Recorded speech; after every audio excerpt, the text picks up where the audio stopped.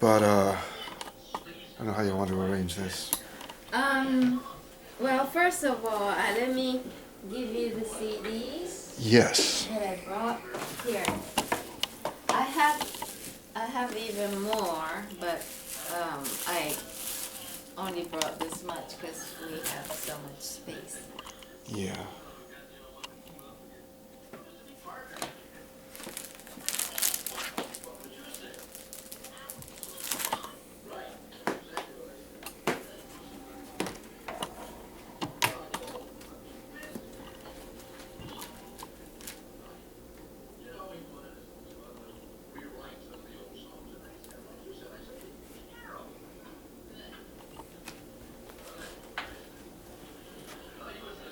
Yeah, this will be great. Yeah. Let me know if you need more, because I have more. Well, actually, I mean, I have a band camp for selling Iconicide merch and such, and there are a couple of things that I was going to start putting on, you know, and I definitely want to spread these around. Okay, sure. And interestingly enough, the version of the Iconicide song that's on this is from, it was me and my lifelong friend Mario Rienzo. His nickname was Madge the Beast. And there was a good reason why he was given the name of the Beast. It was from like the public school I went to. Alright. There was kind of a ritual where all of the second grade boys would round up all the first grade boys one by one, take them to the bathroom, and sodomize them. One by one. This whole group of boys in the boys' bathroom. And I actually escaped from that. They just didn't get to me. And as punishment for not being subject to that, all of those second grade boys were going to beat me half to death. Really? They told me to meet them on the schoolyard, and I showed up. But they didn't seem like they were coming, so I went home. It was like the last day of school, and then a bunch of kids I noticed a bunch of kids were following me home from school, but they kept calling out names of kids who they hadn't gotten to. They couldn't get my name right. But Mario, he was on the schoolyard hanging out he was in like a local park hanging out one night. And one of the kids was bragging about what he did to a younger boy. Like the kid was crying and screaming and bleeding. And Mario got so enraged, he took a bike chain, wrapped it around his fist. I don't know, maybe he was like 9 years old at the time or whatnot, or whatever the case may be. And he grabbed the kid who was bragging about what he did to that younger boy, and he beat that kid till he was almost dead. And from then on, they called him the Beast. That's how his name became Madge the Beast. Anyway, wow. Are you already recording it? Yeah. Okay. Well, let me turn this on. Huh? Because it's a noise. Okay. Okay. But the version of the song that's on this, first off, it's a song that I wrote on Christmas of 1984. Called the Christmas War Song. Basically, it's about the Battle of the Bulge, and during World War II, and we were supposed to have recorded it from one of Fran's earlier Christmas compilations. I think I heard the Christmas War Song. Yeah, but we were supposed to record that around 10 years earlier, or somewhere around there. I had Nan Lee, who was in the band High Teen Boogie. Yeah. I had Jimmy Duke on drums. He became the drum for Ultraviolence. and I had this guy, Paul Mosier, he went by the name Z. Anyway, he was a piece of work. He once passed out on the way to the stage in Tompkins Square Park because he found some fake crusty who gave him heroin and Xanax for a cigarette. Oh my God. And he had to have 5 people lift him on stage. And he spent his time, there's video on this online of him sitting in a plastic milk crate, playing guitar, playing nothing but leads. He broke like 2 strings right away. He has this glassed over look on his face, like, because he's on heroin. Anyway, I had that lineup, and we were just about to record the song, the Christmas War song with that lineup for Fran's compilation, but it just never got together. So the version that's on this, it's me and Mario in Mario's basement. And I'm playing bass, a bass that I found in the trash. I was cat sitting for a friend of mine on, I think, Greenwich Street, the West Village. And I should be recording this too. Hold on, I haven't started yet. Okay, go ahead. Yeah. Anyway, I was cat sitting for a friend of mine in this huge huge apartment on Greenwich Street in the West Village, and I went downstairs and someone had thrown out like this mini bass amplifier, just like thrown it out, and I'm like, great, I could use an amp. And then the next day they threw out a bass, and I became my first bass. And so I'd always had like situations with lineups with my band Iconicide. We've had over 100 members in 34 years, and at that point it was just me and Mario. We would get together in his mom's basement and just go over the songs, and I was still looking for people, and we're like, hey, let's just play the Christmas War song. So we played that, and it was just me playing bass and him playing drums. And then I had heard that Fran was getting a wintertime compilation together. Like, great, I'll submit that. So what I did was I went to a 99-cent store, and I got a headset with a microphone for 99 cents. And but the microphone only operated on the right channel. Okay. That's why when you listen to that song, you only hear the vocal out of the right speaker. Oh, I see. It was not my idea. It's just that I had a 99-cent headset with a microphone that only had the right channel, only had the right channels working for the mic. Oh, I see. But yeah, it was the only recording I had of that song. I mean, the lineup of the band that I had together was not yet doing that song, and there was no way we could really record it officially. So I'm like, great, I'll send that in, and Fran used it. I didn't know. And now the band loves playing that song. Really? Even if it's in the middle of summer, we have a show in like July or August, hey, let's play the Christmas song. Yeah. And my drummer, John, he's in a whole lot of bands. He's in Blackout Shoppers, Scum City.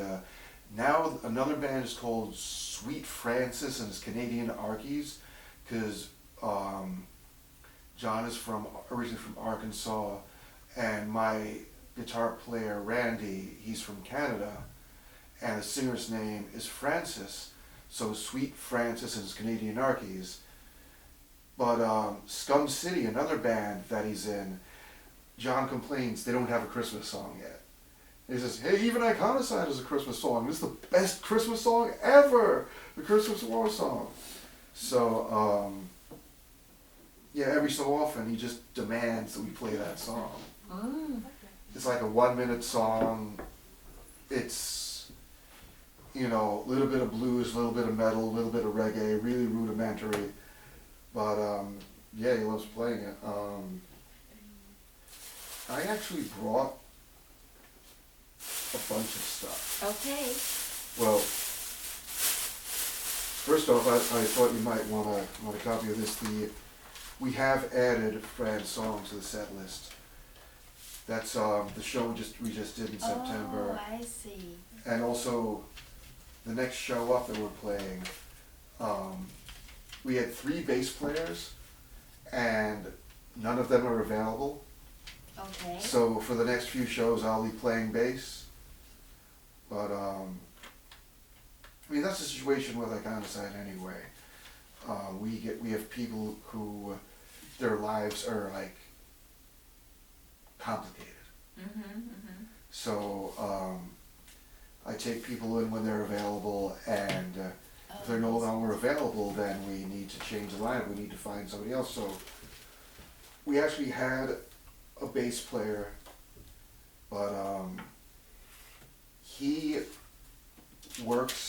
does contract work overseas, and he was out of the country too long to really play any shows, so got a backup for him. But then that bass player got a job with the MTA as a motorman, and his schedule was so messed up that he had no time to rehearse or play shows, so we got a backup for him. But then that bass player, he works doing security for some local clubs, and he really needs to get back to work and make money because it's getting into the busy season. So now he's not available. So our backup's backup is not available. So I'm the backup's backup. Okay. So we're going to need to find a backup for me. Okay. So you weren't a bass player, or you were just a singer originally? Well, the thing is, I write all the songs. Right. I've written around like 600 songs since I was 10.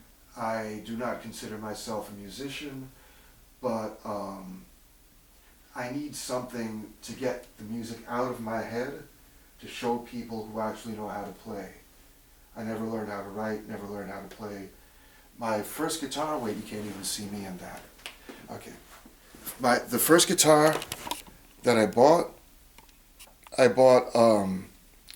a Synsonics Terminator. Synsonics makes electronic drums. A lot of people from the 80s will remember like Synsonics drum sets. They're about this big. They have like little pads on them that you play with sticks or whatever. But Synsonics made a guitar called the Terminator. Okay. It was a student scale guitar, which means it's like 3/4 the size of an actual guitar, and it had an onboard mini amplifier with a little speaker that operates on 2 9-volt batteries. And I bought that mail order for $50 in 1992. And for most of the years I had it, I never even tuned it. I just tuned it by ear. I only ended up playing like the first string with one finger, and so I had that for the longest time until I found that bass in the trash. Then I had something that I could use to show people how to play the songs, and yeah, just by default, whenever bassist isn't available, I've been playing bass, and my current lineup loves my playing because it is just an ugly wall of noise, non-stop feedback. I mean, it sounds distorted even when there's no distortion, and one expression I like to use is that I beat my instrument half to death. I play like it's a percussive instrument, which is one of the reasons my drummer loves how the way I play. And my guitar player, Rand, he just, like that wall of noise, he feels like he's getting assaulted by my playing. But anyway, so the lineup that's on this is just me playing bass and Mario playing drums. The lineup has changed at least a dozen times since this recording. You know, but we're here to talk about Fran. But you and Mario were in the same school. Yeah. Elementary school. Well, here's the thing. Was it here in New York? Yeah. I mean, I'm third generation Bushwick, and the school that I went to was right smack dab on the border between Brooklyn and Queens, you know, between Ridgewood and Bushwick. And there are streets, for example, where there's an intersection where one side of the intersection is a one-way street, the other side is a two-way street. Because of zoning, Brooklyn and Queens, it's zoned differently, that you can drive only one way past through this intersection, and the two-way stops at that intersection. Okay. But, you know, we went to the same school. My brother, my so-called brother, was in the school band with Mario. Oh. But... So is Mario older than you? He died of cancer in 2017. Yeah, he was a couple of years older than me. Thing is, my brother kept Mario a secret. He would only have Mario over to visit when nobody was around. And so that Mario figured that my brother was an only child. Oh.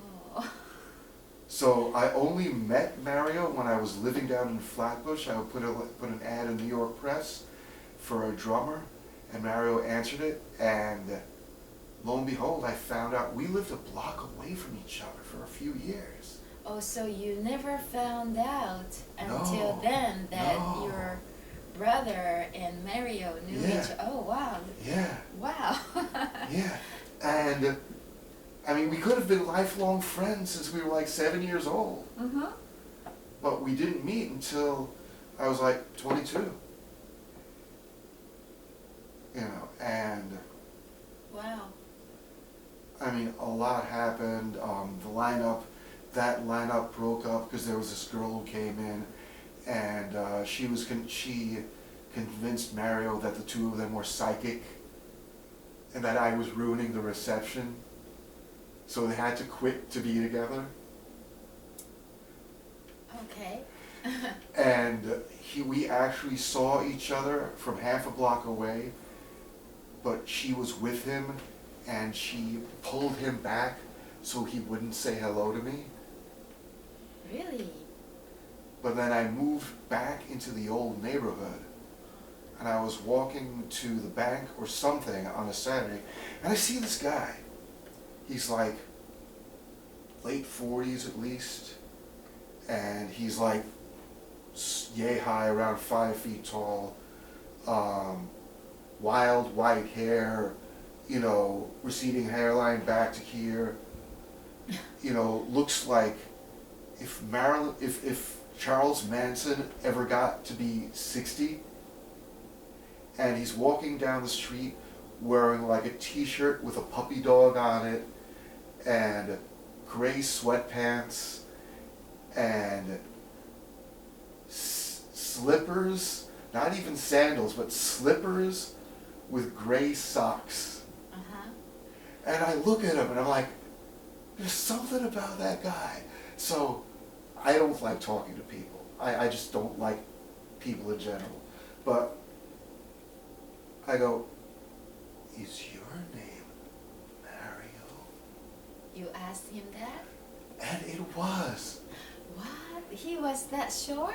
Yeah, and that was Mario. I mean, the way he used to, when he first got back in the band back in '92, I described him as if you took Charles Manson and Jerry Garcia, put them in a blender, and then stepped on them. Wow. But, So you met him again on the street. yeah, and Where was this? right on the borderline of Ridgewood and Bushwick. Oh. You know, walking over to Myrtle Avenue, which is like this major shopping thoroughfare there. And he got back in the band because I had a drummer, I had a lineup. And this guy, Kevin, he was in a band called the Dead Tricks. And we had a couple of shows with him. We were invited out to Boston to play a show with the drummer from Kill Slug, Big Daddy Slug. He was in a band called Up Your Bucket. They invited us out to Boston to play a show, and Kevin drove us up there. Actually, I think Charlie drove us up there. Anyway, we played a couple of shows with him. We were all set to play a show, one of our anniversary shows, at Tommy's Tavern in Greenpoint. And Kevin, the drummer, shows up early, has a couple of drinks, and then texts my bass player a picture of 3 Swedish fish. You know the candy? The red chewy, it's like this red chewy like gummy candy, shaped like fish. They're called Swedish fish. Texts her a picture of 3 Swedish fish and 3 words: fuck this shit. And he leaves, no explanation. And Mario, I invited Mario to the show. I told him, well, if you want, you can play one song with us. But since the drummer didn't show up, I told Mario, you get behind the drums. You're playing this show. He played the whole show and he stayed in the band until he died. Wow. Wow. Just because I invited him to play the show, to play one song, and he studied the whole CD. Wow. I knew he was a fanatic, but, but... How did he die? Did he have a... He died basically because he was on SSI, and, that kind of, they also call it the nutty paycheck, because people who are deemed not fit to work get that. It's sort of like welfare, but not quite. Right. But he, during his teens, he quit school and started working in factories, and he got nerve damage because of that. And also, he's psychologically a little bit off, but that stuff stayed in his system all those years, and he ended up getting colon cancer. And he went to the doctor, but it was an SSI appointed doctor. They did surgery on him. They removed the affected part of the colon. We even took an extra inch on either side, but they did not screen him. You're supposed to do a battery of chemo after the surgery to knock out chemotherapy after the surgery to knock out whatever cancer. They didn't do that. Like 3 years later, the cancer came back in his liver and lungs. He was just, when he was going to the bathroom, he was passing blood. He went to the doctor, got checked up, and at that point he was already too far gone. But he did 2 full rounds of chemotherapy. After that, one cancerous mass shrunk while the others grew. And I actually brought, one of the things that I brought,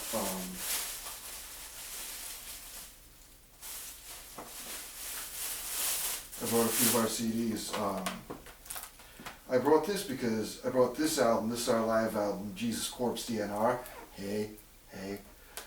because instead of lyrics, I decided that I was going to have a thanks column, but I thanked and had the rest of the band thank everyone they could think of. It's a 6-panel fold out, and like 4 of those panels are like little tiny type, and we thanked like thousands of people. I thanked, okay, for example, I thanked a girl from high school who I had a crush on, who never really knew. She's in the thanks column. Okay. You know, but I know chances are Fran is in the thanks column. You know, and this is the next album. Hey, Give Me Extinction or Give Me Death. There's a local metal band called All Out War. 16 months after I put this album out, Give Me Extinction or Give Me Death, this band, All Out War, put out an album called Give Us Extinction. So they basically stole the name, they just shortened it. But, and this, our most recent album, Hey, Engine of Apocalypse, this actually has, since you're asking about Mario, it has 25 songs on it. It's a full 80 minutes. The most you can fit on a CD is 80 minutes. Mm-hmm. So there's 80 minutes on that CD.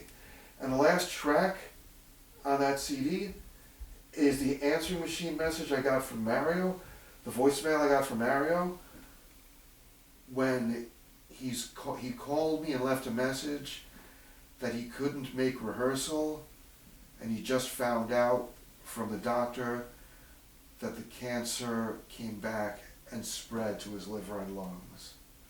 But, you know, back to Fran, since this is an interview about Fran. Which guy is Mario? No, Mario's not on this. Oh, okay. This Mario is right here. He's the one with the Freedom T-shirt. Right next to okay. right next to Lee Lawless from Universal Truth Machine. Yeah. And you can see if you look close at his face, you can check, you know, like the Charles Manson and Charles Manson and Jerry Garcia, that sort of thing. Yeah. Like that real focused, you know, and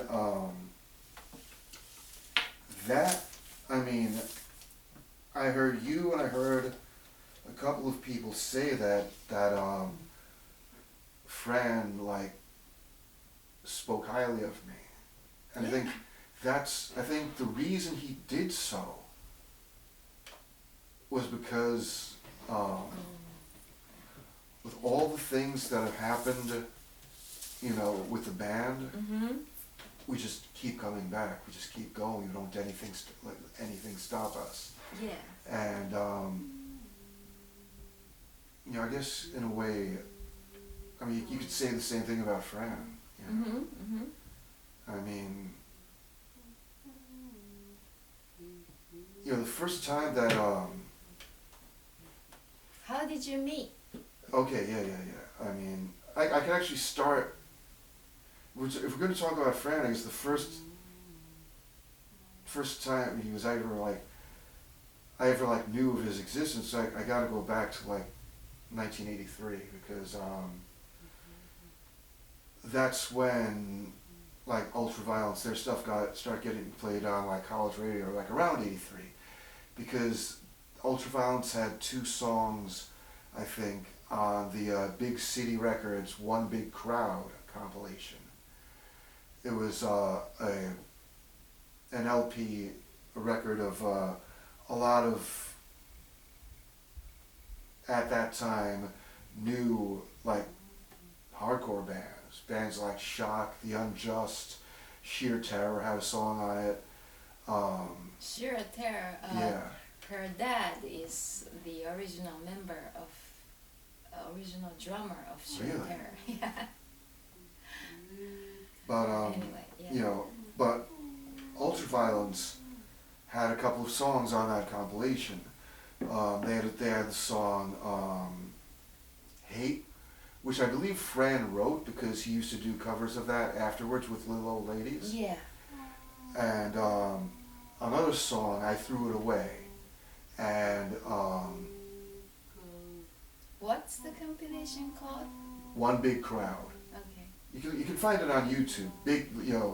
Put in Big City, One Big Crowd. And yeah.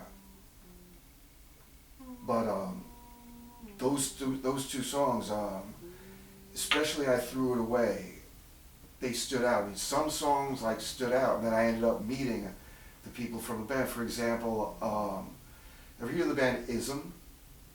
I've heard of the name, yes. Okay, they were again one of the early, like when punk and hardcore were just a mess. Now, hardcore is like paint by numbers. People know exactly the way the song is going to go. Okay, you're gonna have the breakdown after 2 verses. You're gonna do this. Nobody has to even think to learn it. All the bands sound the same. I went to a show with the Super Bowl of hardcore, and the way I described it after was like 25 bands and the first 17 suck. Because every single band, it's like being at this show for like 4 or 5 hours is like dancing with the Hare Krishnas. It's complete brainwash. Because they all play the same. They all talk about the same thing. Backstabbing, unity, brotherhood. All this crap. Nothing is different. But back then in the early 80s, things were all over the place. And Ism was one of the few right-wing hardcore bands. They had a song, Jism, the frontman for Ism, I actually became friends with him, and that's actually the name of one of their songs, Nixon Now More Than Ever. But I guess the reason why Jism and I became friends was that he's like completely unapologetic. I mean, he'll push buttons and then just laugh. I don't do politics, but I do honesty. I do people not pulling punches, and but yeah, that's another time, also like the Accelerators. Then Jism for a while joined Iconicide, and I see at least for me, there's this confluence of bands that I used to listen to, and then decades pass, and then I meet and I'm actually friendly with members of those bands. As far as ultraviolence, at one point, Iconicide, my band, had half of ultraviolence. I had Jimmy Duke on drums, and Dave Dynamite, the guitar player, was my guitar player. I had him on guitar. I had Non Lee from High Teen Boogie on bass. Jimmy Duke on. No. Jimmy Duke wasn't in the band at that point. Non Lee was in your band? Yeah. Well, the thing with her, I found her. She had a band called High Teen Boogie. Basically, pretty much like fake rockabilly, because she grew up I've seen them. Yeah, she grew up in a part of Japan, I think Chiba, where it's like this really small community where you could walk 10 minutes in one direction and there are mountains, and if you walk 10 minutes in the other direction, there's the beach. And this little community, when she grew up, there was like a 50s revival going on. So you'd all these greaser types with pompadours and whatnot, listening to rockabilly, and this is what she grew up with. And so High Teen Boogie was sort of a wannabe rockabilly band. And at the time that I encountered her, High Teen Boogie was one of Frankie Wood's pocket bands. They could only get shows through him, or they could get shows through the Japan Society. but nobody else really wanted. They got booked by like this art gallery, this hipster art gallery, and then the curator of the gallery said, "Shh, tone it down. You're distracting people from the artwork." And at the time, she was trying to put a CD together, and the guy who was supposed to be the producer of the CD was holding the mix hostage. And was, no, I need to do more work on more. I told her, screw that, bootleg yourself, put out the raw mixes. You don't need this guy. Really? Like, yeah, take control of your own music. You don't need this cat. And by the way, you know, if you're having trouble with your band, join my band. And what happened with that situation, I spent like 2 or 3 years cramming her down people's throats. So everyone thought she was cool. Uh-huh. They never heard of her before. You know, I mean, she could get shows here and there. I mean, the sound man from Trash liked her, so sometimes she could play there. But because of my hard work, everyone thought she was hardcore. She got to the point where everybody liked her. And then she turned tail on me. She joined the band Urban Waste, and she cut me off. She didn't even tell me she was joining another band. I found out when I went on Facebook and I saw her in Johnny Waste's basement playing bass with a brand new bass in Urban Waste. I'm like, oh, that's why she blocked me on Facebook. That's why she doesn't answer my emails or my phone calls. She couldn't even give me the respect of letting me know that she was going to play in another band. She told me that I was controlling her life. She told me that I was taking too much time and energy away from her. She told me I was holding her back, that she needed to tour with High Teen Boogie. Mm-hmm. She needed to record with High Teen Boogie. Right. She needed to play shows with High Teen Boogie. I wasn't holding her back from anything. When she had scheduling conflicts between High Teen Boogie and Iconicide, I said, okay, fine, don't play the show with Iconicide, play with High Teen Boogie. I did more for her than she's ever thanked me for. But I started telling people what she had done.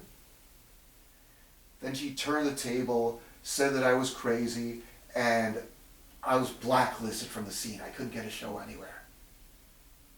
Really? And basically what it comes down to is, when I was telling people what she did, I was talking shit about a woman. How dare I? So what she said had to be true. And so from her and Jimmy Duke being in Iconicide together, then her and Jimmy Duke were in Urban Waste together. And all the years that happened after that, the rumor spread and it became more and more difficult.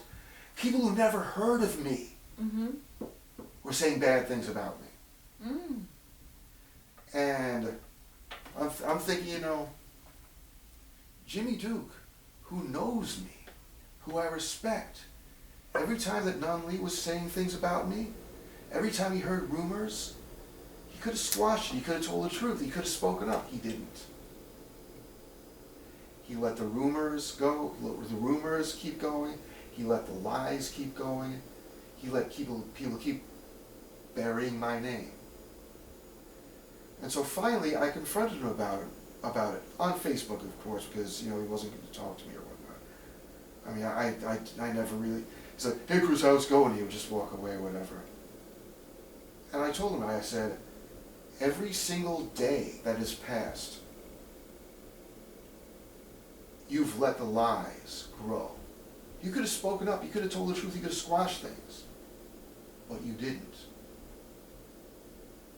So what are you going to do about it? You know, Chris, I'm doing jack shit. Sorry, man, but I'm gonna block you. So he blocked me on Facebook. Wow.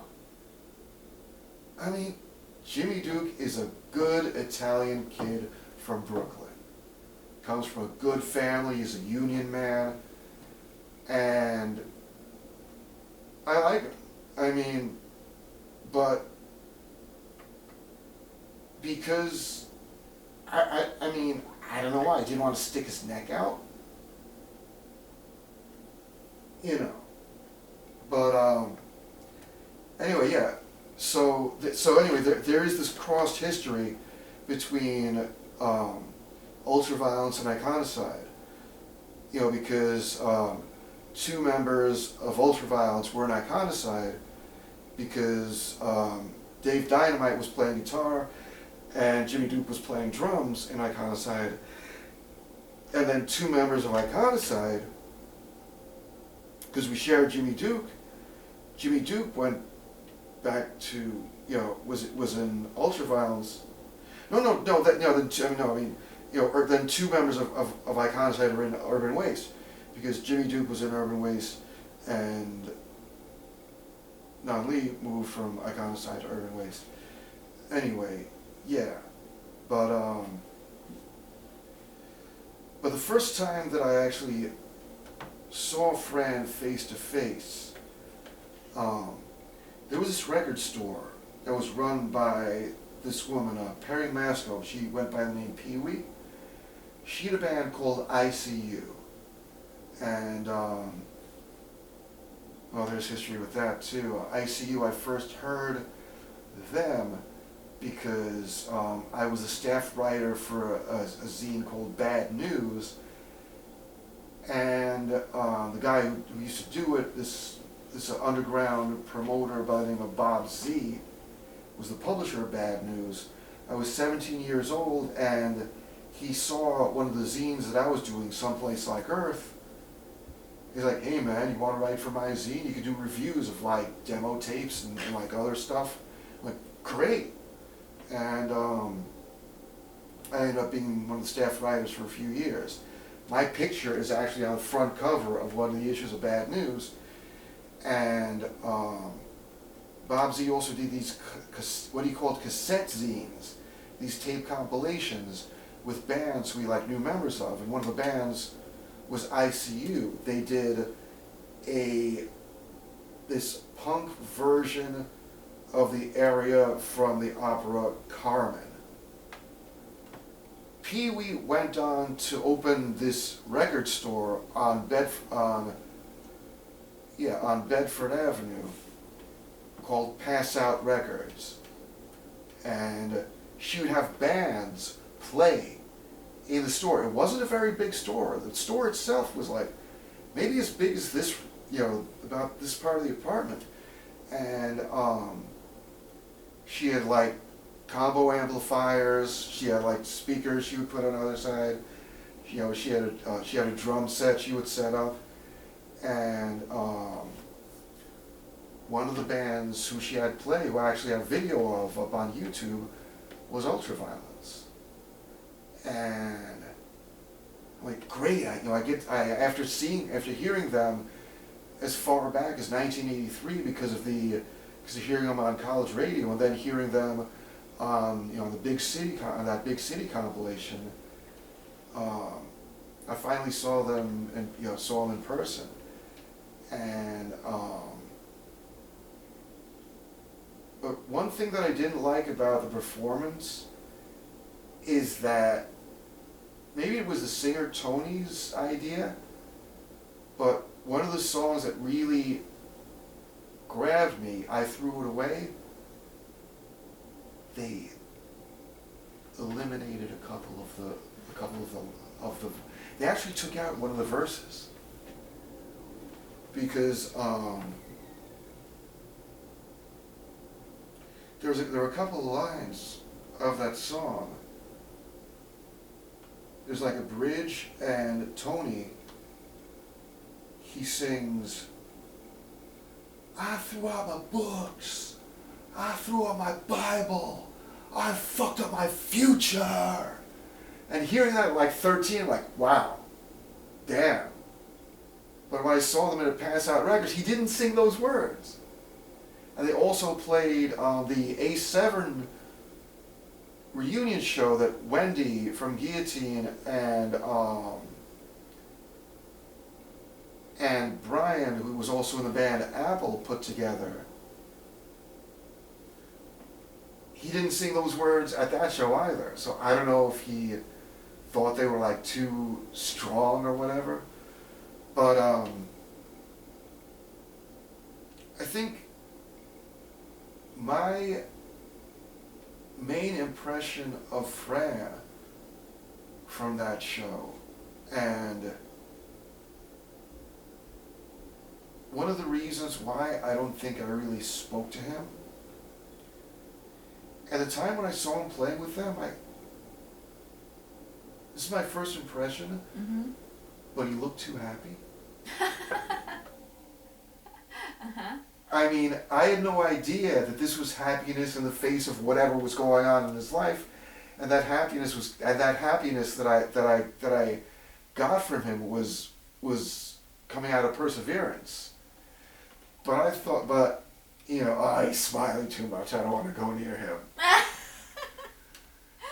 Because you would see like the real, like the whole like punk and hardcore thing is like, it's like cathartic. It's like you're getting at all this like toxicity and like inflicting it on the audience, which is what I do. I mean, I do that all the time. Like I spit over the audience's head. I bash the bass and if I'm playing guitar, I bash the guitar into my forehead or whatever. And like here's this guy, he's like this huge smile on his face. He looks like he's like a light bulb standing there. It's like, maybe later. But then, after that, seeing him play with Ultraviolence, I think the next time that I even heard of him was when he was doing those holiday compilations, and we were supposed to have originally recorded with that full lineup the Christmas War song, which of course it just never got together. We did it as a scratch track in rehearsal, but we never really, I get it, I remember. We were actually in the recording booth, and we were recording that song. But one of the band members, if it was Z, meaning Paul Mosher, his fiancée wanted him back home. So he could not continue the recording session. Oh. Or whatever it was. Either it was him, somebody wanted somebody back home. And it could have been something as simple as that. Something urgent. Something urgent happened. That, I can't stay too long. My wife wants me back.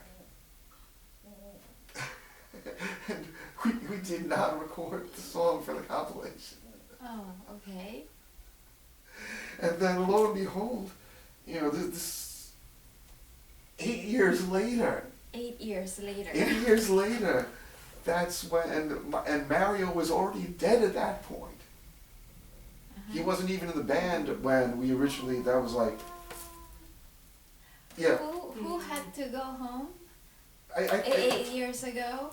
I think that's Z, that's him right there. I think it was him. No, so what's his part? He was the bass player. Oh, bass player. He was the guitar player at that time.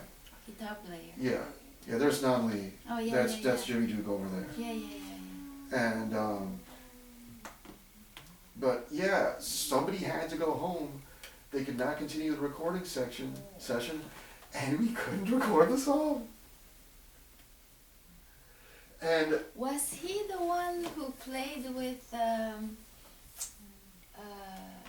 in your video, Expat? Oh yeah.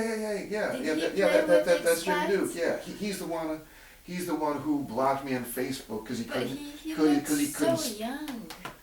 I thought he was like, well, okay, anyway. He comes from a good family. Well, what can I say? You know, they feed him well. But Yeah, okay. But yeah. I mean, I actually went. It was on. I think it was on the way to a show, and I hung out in his house for a while, and I mean, the place is like huge, like so bright with sunlight. And it's like, you get the feeling that you're not supposed to touch certain things. That kind of pristine kind of, but so, I mean, it really is I mean, it's just sad that he couldn't speak up and redeem my name when Natalie was spreading all these rumors about me. But I can't say anything bad about him. It's just he didn't stand up, But yeah, this was the lineup. The lineup that's on the live album.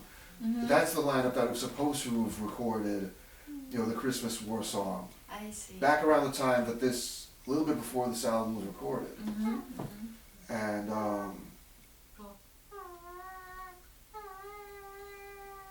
but yeah, I mean,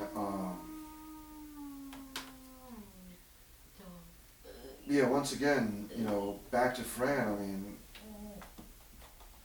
I think the reason why we ultimately became drawn to each other was because what we got from each other was just that we weren't going to stop. I mean, yeah, no matter what, we weren't going to quit. And that's what,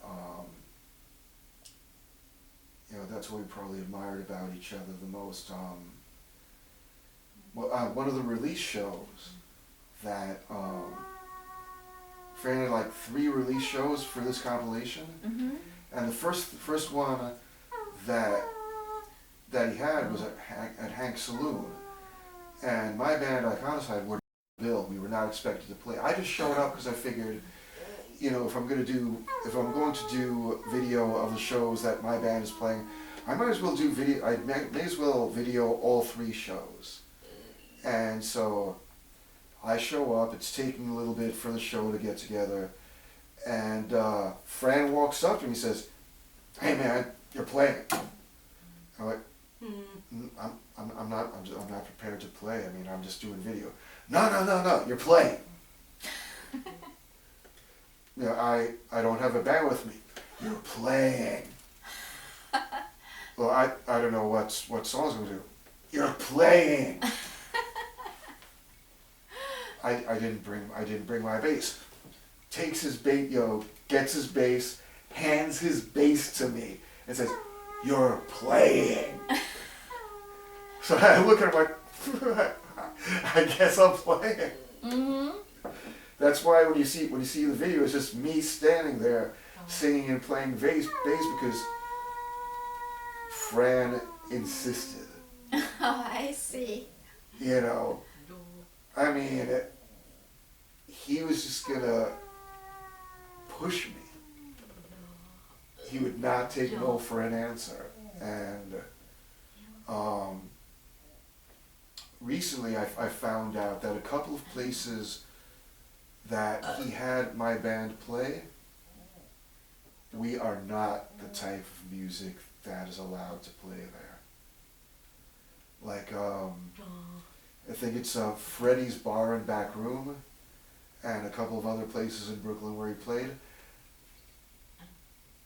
In the past year or 2, I contacted them and to see about playing shows there, and they were polite,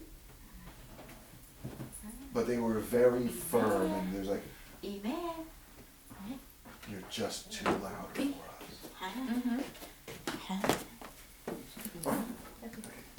Thank you. Oh Thank you. yeah, she can't stand when the bags are open. She has Thank to you. zip. That's fine. Yeah, everything. Yeah. It's better than the other way around. Because if she walked around opening things, that would be a problem. That's true. That That's would be true. a problem. That's true. Yeah. But yeah, I so, see. Okay. But yeah, so he just would, I guess me saying no, that for him at that show would have been like me admitting defeat, admitting that I was not able to do something, and he would just not stand for that. I know, that's so much like him. Yeah. Because that's the way that he would treat himself. And he would not accept, not following through for himself. So for someone like the way that he viewed me, he's like, well, if I won't take it from me, then I'm definitely not going to take it from you. So I didn't have a set list or anything. I just pulled songs off the top of my head that I could sing and play, and what audience was there liked it, So yeah. So Fran, you were right. Yeah. Well, he told me a story about like a show that he was supposed to play, and the drummer didn't show up. So he played without drummer. Yeah, and then he said it was one of the best shows they had. Yeah. So, he's come through. Yeah, I mean, I've done that as well. I mean, so it's kind of like the same thing. Like one show in particular, in Tompkins that I put together in Tompkins Square Park.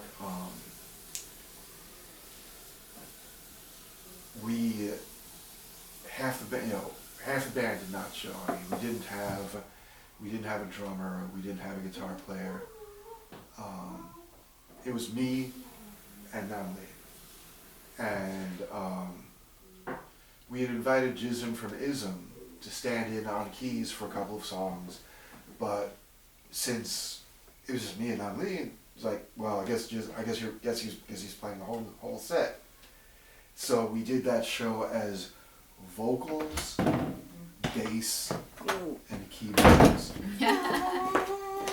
That's cool. And Jism on keys. I mean, in rehearsal, he is very strict. It's not his band, but he's very strict. I mean, he has to know the chord progression. He has to know what key we're going for. Everything's got to be on time or whatnot. And he actually stormed out of rehearsal once because he felt he was being disrespected. He stayed standing in the hallway for about 10-15 minutes until we, the rest of the band, got our act together. I see. But once you get Jism on stage, total chaos. Total, complete, and utter chaos. He's playing the keyboard behind his back like this. I mean, it's a complete switch from this guy who gets angry if you're not doing everything perfectly in rehearsal to he's just like all over the place, just joyous abandon when you get him on stage. And I had a few people come up to me afterwards, and this one guy years after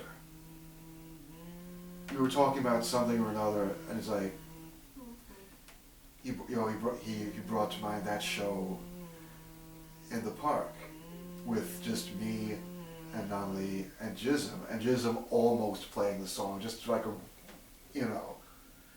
as much of a wall of noise that you can get out of battery powered keyboard. And he said, I used to like you guys, but that show made me love you. Because that, and a couple of people have told me that, they said, you know, that took balls. You know, to go out there and just say, you know, because a lot of bands would have canceled. You know, like the show you mentioned with Fran. You know, his drummer didn't show up. Easily, he could have canceled. That would have been the normal thing to do. But I guess people like him, you know, people like me, we're just not normal. Mm-hmm. You know, and yeah, I mean, it left an impression, and the impression was good. You know. Yeah. So you kept communicating over Facebook with Fran or something before you got on this comp? Well, because you told me you never really spoke to him when you saw him at the show. Yeah, not at the show. Not at the with Ultra Violence. Yeah, so and then you became friends somewhere. Well, yeah, I guess like maybe Facebook. Well, yeah, I mean, definitely Facebook played a huge part in it, Mm-hmm. and Mm-hmm. you know, I guess it's just more of that, you know, kindred spirit sort of thing. Like, Mm-hmm. you know, we would see what the other one was going through or whatnot, what the other one was still, you know, accomplishing or still, you know, pushing for, no matter what, you know, no matter what we were facing in our lives and whatnot. And, you know, yeah, of course, like whenever we saw each other, you know, we would like talk or whatnot.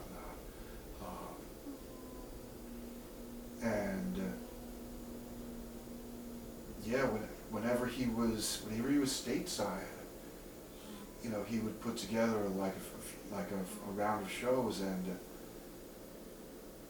you know, I would always look forward to it, and I always knew that, you know, no matter what kind of venue it is, no matter what the other bands were, he would reach out and he would book us. Mm-hmm. You know.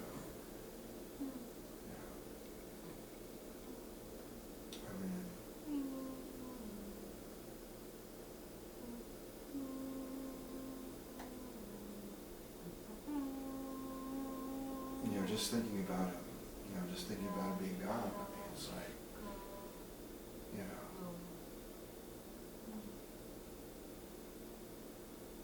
you know, there's like just certain people,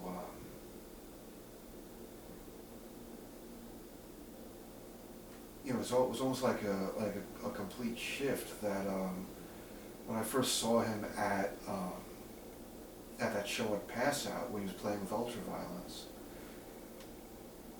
that like him looking like he was like a light bulb with this like huge smile Mm-hmm. was one of the things that made me just avoid him. Yes. And then when I more fully understood him,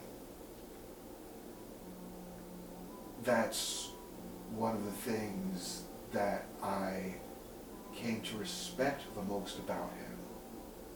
The fact that he kept that spirit, no matter what he was going through. Mm-hmm. You know, so, you know, so I mean, I could accurately say that throughout my time, you know, my encounters with him, and then ending up, you know, us knowing and respecting each other, he never changed. Mm-hmm. You know, the only thing that really changed was, I guess, my familiarity with him and realizing where, you know, where he was coming from, you know. Mm-hmm. But, and realizing that really we both had a lot more in common than we thought, Mm-hmm. you know. I mean, because like, at first all I saw on the surface was like, that, like, that, I mean, you know, like that persona, And, you know, at first not really realizing that there was a reason for that it wasn't him just being happy and shallow and like that was all there was to him, you know. Yeah. But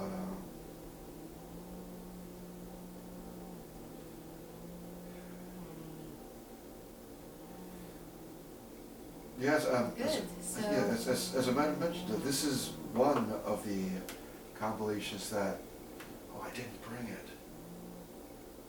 I could have brought a copy of the Summertime compilation that Iconicide is on. It's this lineup, the lineup that was also supposed to do the Wintertime, and we recorded. Oh, it may have been the same session. It may have been the same session because, yeah, I think so because we went into the studio at Sweatshop Studios in Brooklyn, and we recorded our song, you know, the song that I wrote, Sunrise, for Fran's Summertime compilation, Sunburnt. And there was a compilation that he put together yeah, for Summertime? Fran put out a Summertime compilation called Sunburnt. The front cover, if you ever see it, if you ever like run into a copy, it shows a guy on the front cover. He has like black hair slicked back, he has like wraparound sunglasses, he has a black t-shirt, and he's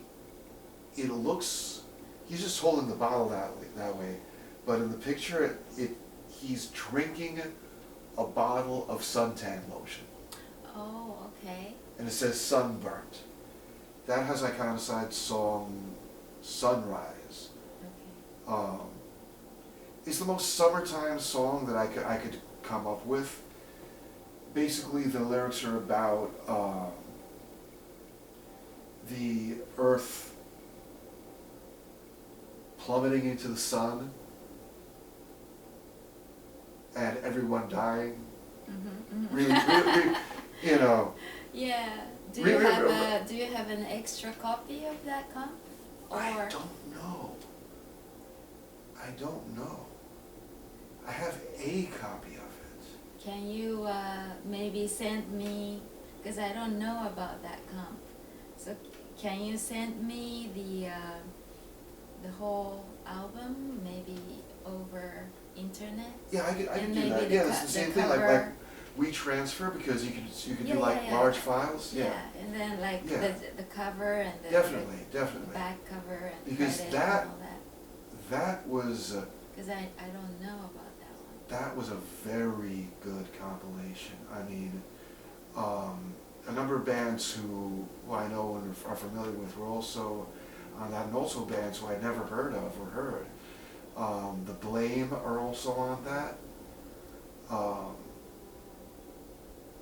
They had a song like "Why I Hate Summer," and one of the reasons they hate summer is because the sound of the ice cream truck playing the jingle, you know, and the end of the song, they put like sound effects of the truck driving by, and then it like crashes or like explodes or whatever. But what Fran did with that compilation is all of these bands, between the songs, he has little snippets, little like 3-second excerpts from other summertime songs. You know, and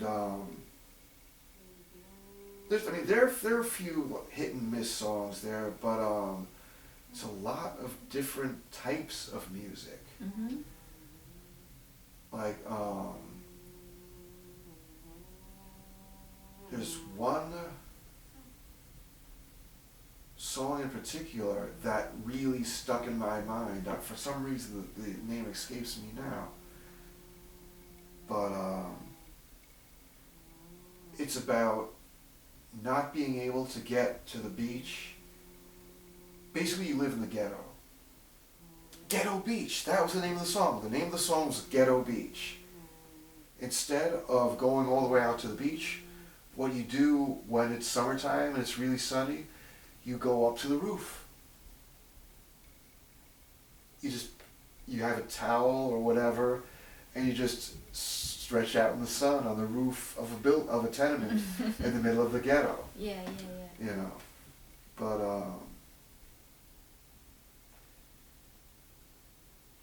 yeah. Yeah, that'll be good. I definitely know where that, I have the one copy I know I have. I know where that is, so I can easily, rip the audio from that. I haven't given you this, right? No. This is the last drawing that he did. Wow. And made a sticker out of it. And Wow. this is a notepad that I made. Yeah, because he was in this group, local group in Okinawa called Hatagashira. Yeah, he posted some pictures, yeah. Yeah. Like this. Yeah, something like, Yeah. yeah. And carrying this heavy pole that's like really long. I don't know, 15, 20 feet long, with the ornament on top, which is about 100 pounds. Wow. So what you do is to balance it. You know, you don't need the strength, you have to balance it, because you can't really carry it with the strength. Because it's 100 pounds above, like 20 feet above. So, yeah, it's really crazy. We were at this music festival at a big coliseum or something, and on stage, a friend of ours played sanshin. Sanshin is the 3-string instrument of Okinawa. And he was a high school boy, but played really well. He would play like this too. And he invited us to this music festival, and we were there watching the whole show, and at the end, this Hatagashira groups. See, Hatagashira is Okinawan thing, and they have Hatagashira group from every ward or the region. So there are really many Hatagashira groups there, but that day, maybe 5 groups came on stage at the end to, celebrate the show, the festival. And as soon as Fran saw that, he asked me, "What is that?" All the guys carrying this pole. So I said, "It's a Hatagashira," and he said, "I want to do that." And I was like, "What?" Yeah. And he was like, "I want to do it." So, so after we went back home, I was gonna, I was thinking, what should I do to make him join that group? But after a few days, he reminded me that I should contact somebody so he could join the group. So I said, okay, if you're that serious, I called the ward office, no, the city office, and asked whoever came on the phone that, well, my husband wants to join that Hatagashira group, what should I do? So they transferred me to a department, maybe like a tourism department or something. And I explained the same thing, and they said, okay, where do you live? So I said, I live in Naha, in Kumoji area. And then they said, okay, I will let Kumoji people, well, the office, know that you are interested in this. So they, they took my number, and later they called me after a few days. The Kumoji office contacted the Hatagashira leader, and he contacted me. And I explained to him, well, my husband is an American, but he wants to join Hatagashira. Is that okay? Then he said, okay, we've never had any foreigners. Oh, Minga. She does that. I guess you figured if he won't finish it, I will. Yeah. Okay, you can have that, and you can have that. So he said I have to talk to other elders in the group and discuss if it's okay. Yeah, especially since it's part of the local culture. Yeah, yes, right. To have someone who may be considered an outsider coming in. Yeah. And even though he was family, he's not blood from that area. Yeah, or maybe there's a language barrier and all that. So I said I'll be with him, the whole time to interpret for him and them, so there should be no problem. So he said okay, and a few days later he called me back and said, okay, you're in, and Fran was ever so happy about it. Yeah. So here. Because that's something that he could, belong to. Yeah, so he was very proud that he was able to be in this group. But that's the same sort of thing. Like he would post pictures of like the construction crew that he was part of. That it would take perhaps some effort or whatnot for them to accept him as one of their own. Because yet again, here he is coming from the outside or whatnot. Yeah. So that's how he got into the group. And this group would perform at this biggest festival in Okinawa, in Naha, called Giant Tug of War.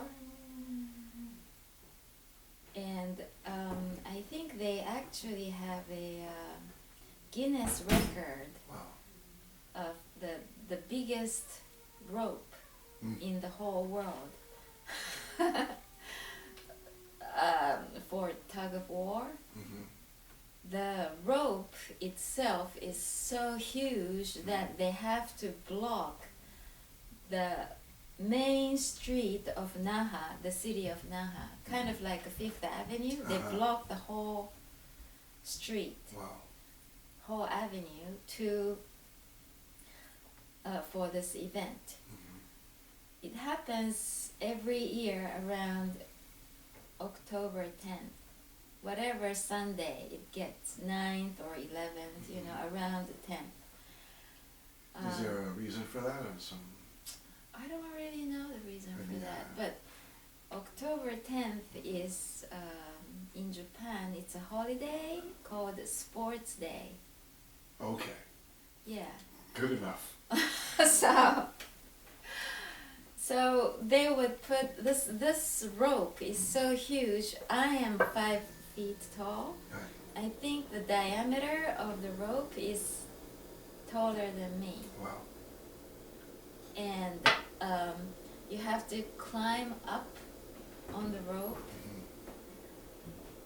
Well, there usually 2 guys climb up on the rope to cheer everybody to pull, you know, so to pull the rope. How many people on each team? Anybody can join. Anybody can join, so there's no limit? There's thousands of people. Yeah. Oh, I'll show you. It's I should bring my iPad because this is recording. Yeah, it's so huge that you can't really pull the rope,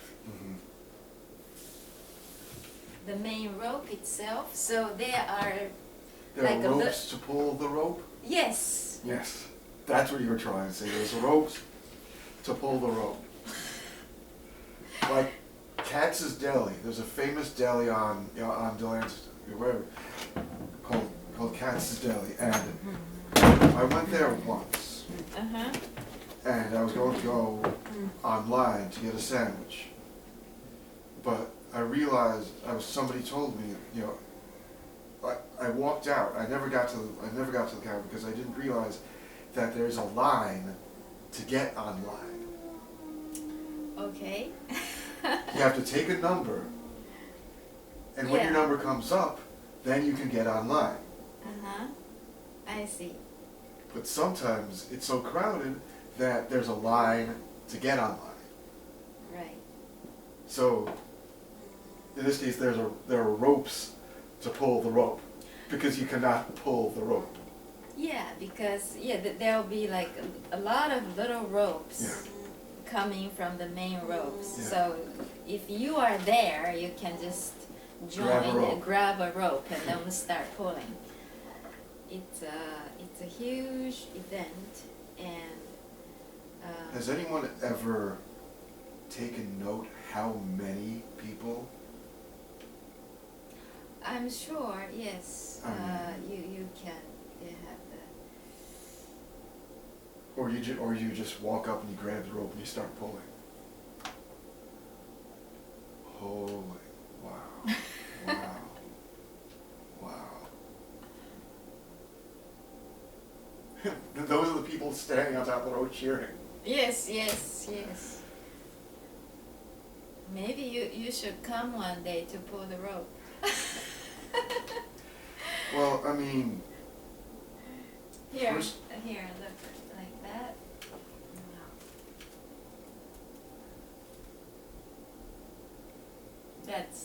Those are the people on the rope. Yeah. And these are the Hatagashira. So basically, Hatagashira people are the cheerleaders.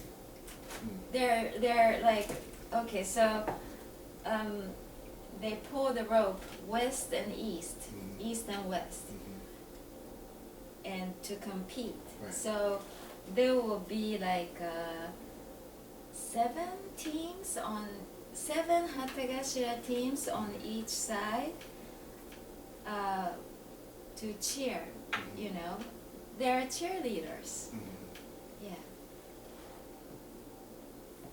The male cheerleaders.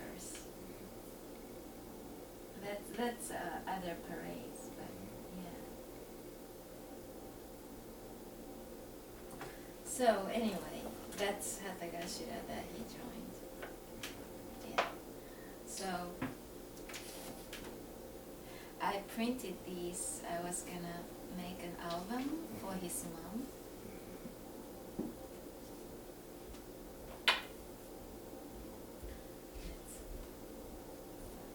This is when okay, these guys are the Hatagashira elders. So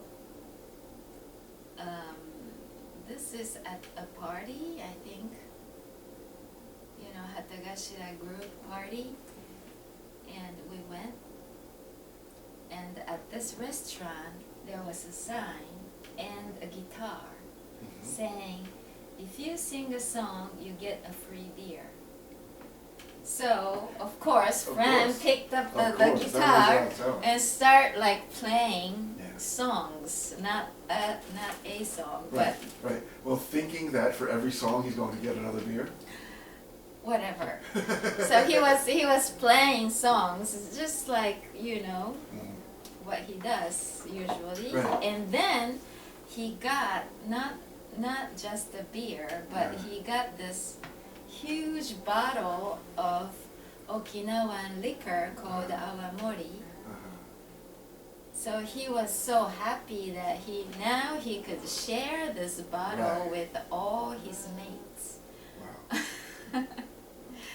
That's when these were taken. This is like other team. So he was wherever he went. If there was a guitar, this is at another restaurant, he would start playing. So he said that Okinawa is very much like Ireland. Yeah, because music is all over the place, and people walk around with instruments, and a lot of people can play sanshin. He had one too. His friend gave it to him. Many restaurants, they always have some instruments that you can play, anytime. So it's a really laid back place. Okinawa is. Yeah, this is like mischievous. Him. He starts smoking at no smoking area.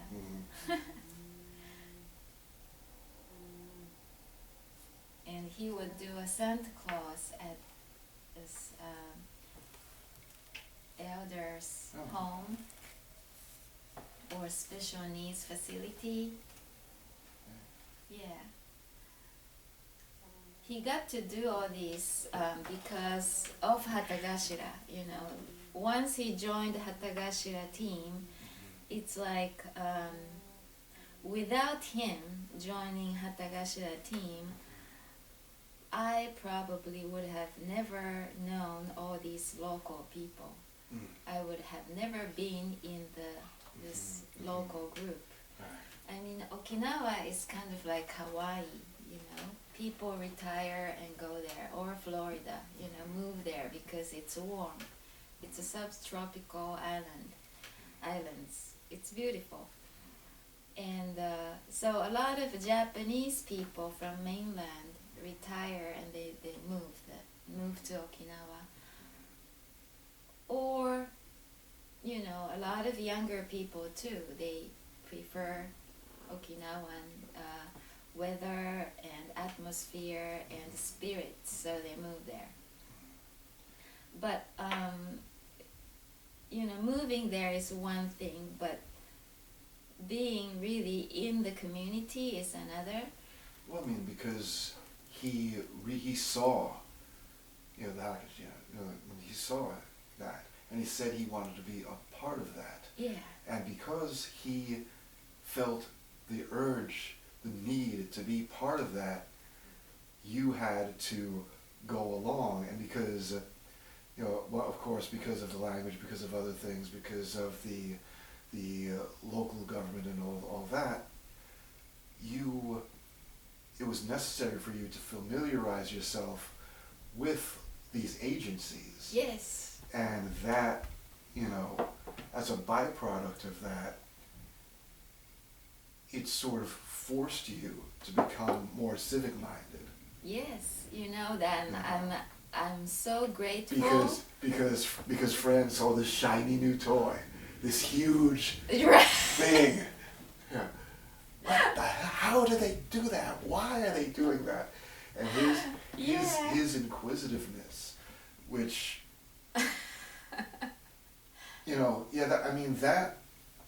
that's also like an element, like this childlike nature to him, Right. like this childlike wonder to him.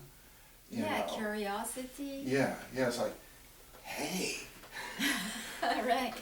And of course, back to like, even like that show that I spoke about where I showed up just to do video before I know what I played a whole set. He was not going to take no for an answer. He had to know why. He had to know how. He had to know for himself. And so, and yes. just like, at the end he ended up thanking him for it. Yeah. Because it's something that you would not have, I wouldn't have that. Yeah. True enough, since then you kept the ball going. I mean, you found out more, like, rekindled, like, your own curiosity. Mm-hmm. But he pushed you. Yeah.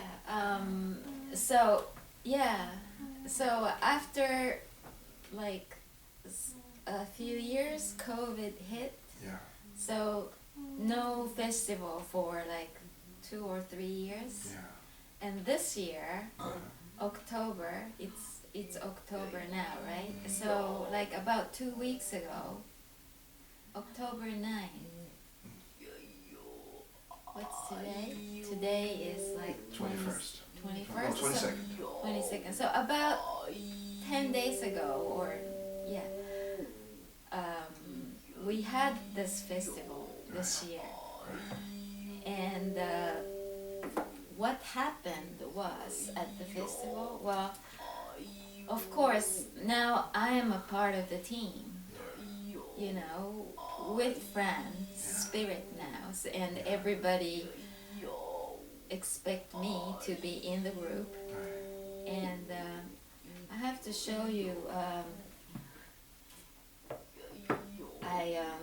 last year, after he passed, I went back to Japan, Okinawa, in August. Yeah, he passed away in June 28th.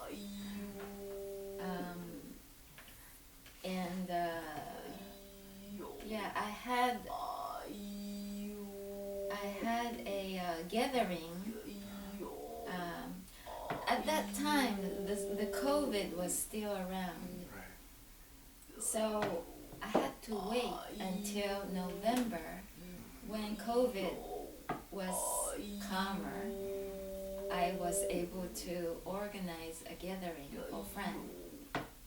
So that was in November, on 14th.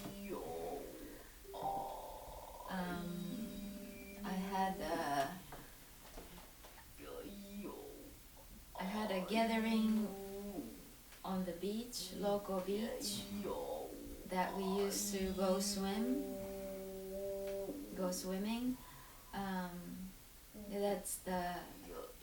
That's the only beach in the city of Naha.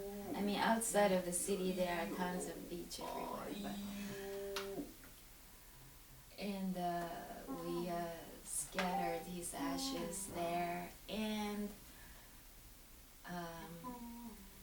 then I had a party afterwards, and all these Hatagashira people came to the beach, and more people came to the party. Some people only came to the beach. I'll show you.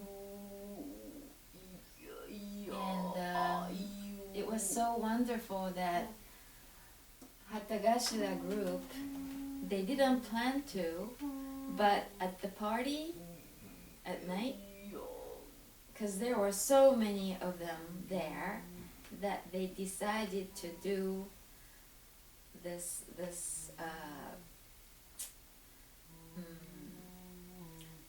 they put up a show for Fran. It was a improvisational, thing that happened, which which was great.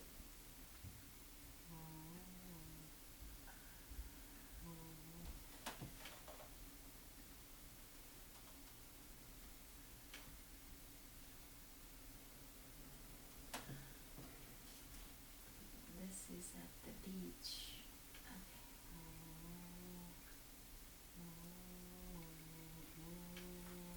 That day, the weather forecast was rain.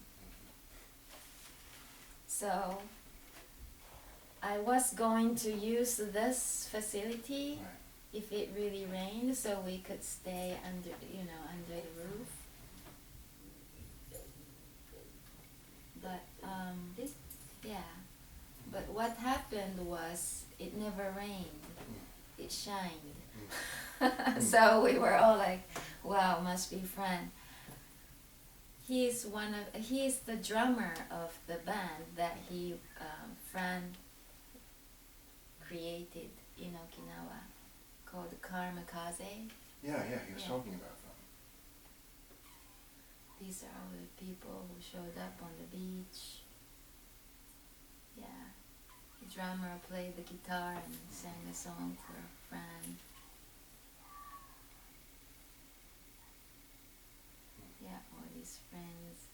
Wow. Yeah.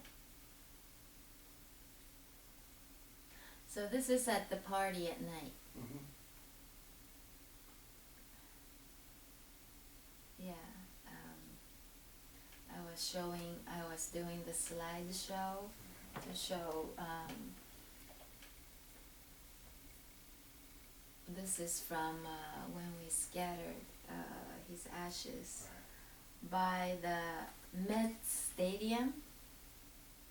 Yeah, that's his wish, to scatter his ashes at the by the Met Stadium. There's some water area, so the bay, I guess. And this is all the people that came. This is a governor's wife. The governor showed up too because they belong to this Hatagashira group too.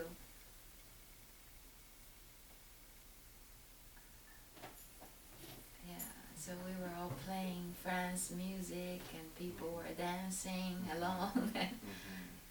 And then at the very end, these are Hatagashira people.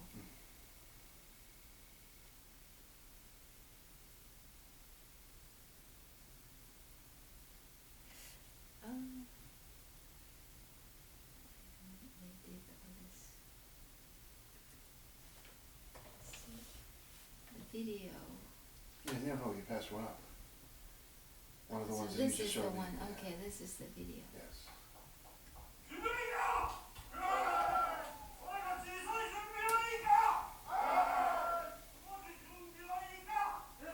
So I'm saying, are you ready? Are you ready?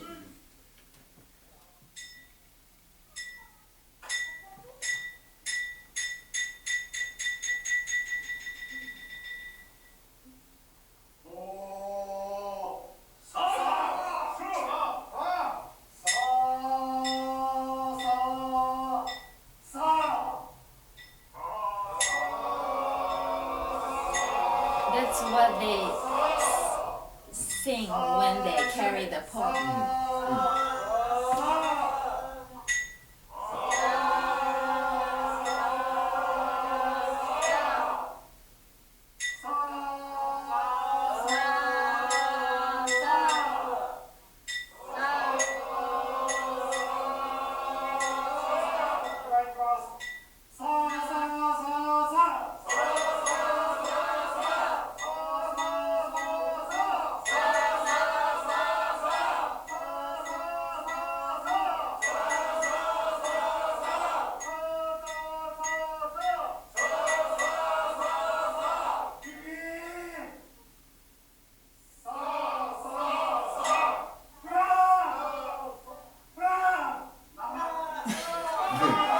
They couldn't get it together the first time, so they they're gonna do it over.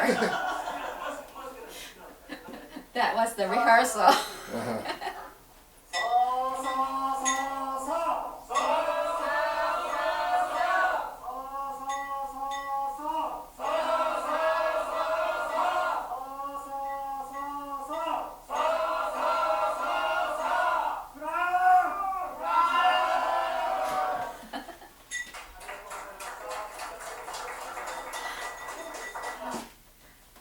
Yeah, that's what they did for him. I'm sure he was happy. He was probably laughing too. Yeah. So, yeah, I mean, so this year, of course, I had to join the group on that day. Well, prior to the festival day, they usually get together a few nights to perform on the streets, to raise the fund, you know, to ask for donation so they can keep the group going. So what they do is they go to all the restaurants in the area. There are so many restaurants in this Kumoji area. And we would go into the restaurant. For example, I go volunteer for this. I would go to the restaurant and tell them that I'm from the Kumoji team, Kumoji Hatagashira team. They all know about it, you know. And would you let us raise the flag in front of your restaurant for your prosperity of your business? And you know, then most of them would say okay, and then they would give us, you know, an envelope of money. So we do that to raise the fund. The first night I joined to raise the fund. Within maybe 3 hours or 4 hours, we raised over $3,000. Yeah, because some people would give like $10. Some people would give $100. You know, so that's the only income that we have to keep this going. So we do that every year. Yeah, so I joined that. And also on the day, I think it was the 9th of October, we had the actual festival. So Minga and I would, I think we woke up at 6 a.m., went to join the group and did everything all day together. And, you know, at the tag of war,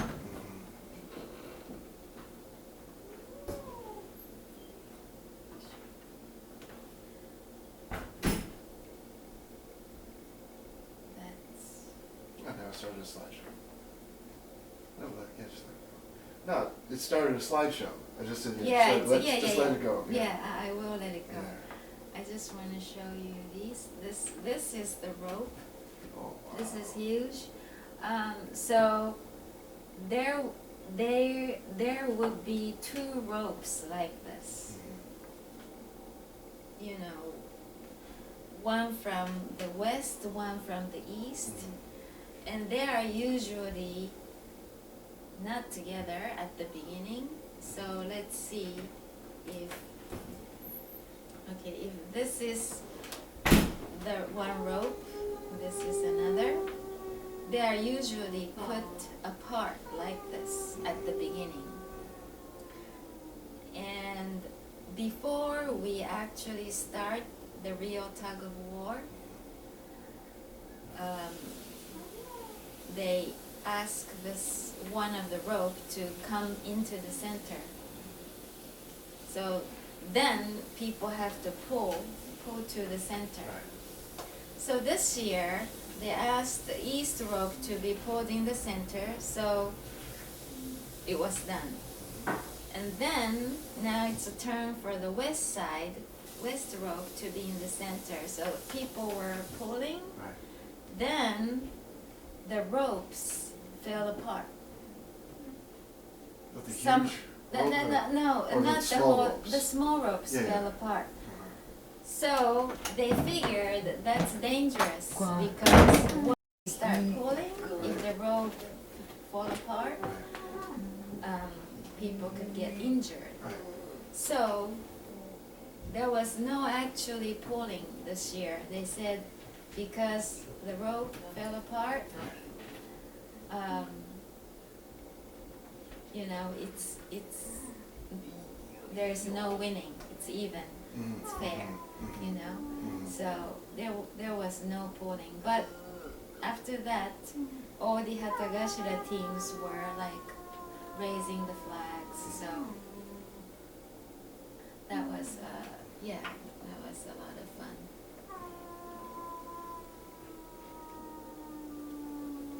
Yeah, I have this on screensaver, so I see Yeah. him all the time. Yeah. Yeah. That's Eeyore that I got him. Mhm. I did not know that he had Eeyore when he was a kid. Wow. But yeah, I know he's a super positive guy, but Right. he would sometimes complain about things like super positively. So, you know, Uh-huh. I would at the beginning I was annoyed because he would complain so much, but then he started to make me look at him as Eeyore. You know, it's like, oh, Eeyore, kind of like looking down all the time. So Well, here's the thing that people don't quite understand about Eeyore. yeah, Nobody can stop Eeyore. no, The only one who can stop Eeyore is Eeyore. yes, right. Yeah. So I started to think of Eeyore Mm. when I see him sometimes. So one Christmas I bought Eeyore, that doll, Yeah. and gave it to him. And I still have the video. I shot the video of him opening up the package. Maybe we can find it. But as soon as he saw Eeyore, he started to talk to him.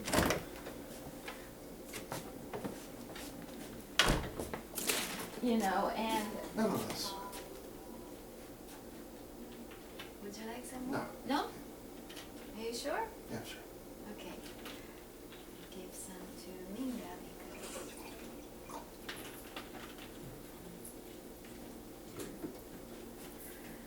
so he would start talking to Eeyore, and then he would do Eeyore's voice too. So Right. you know the conversation went on, and then he told me Eeyore was the first toy he got when he was a little kid. Wow. He loved Eeyore and he always talked to him. Mm. So I was like, wow, I didn't know. And he said if he lost one, you know, over moving, he would get another one Ah. from his, you know, his own pocket money. Maybe I can find the...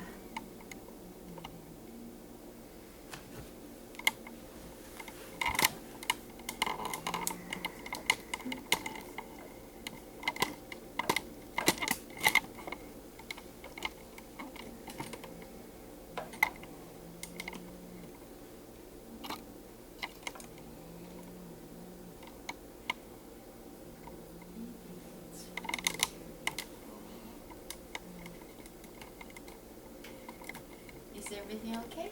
Yeah. Yeah? This is a little bit crooked. Okay.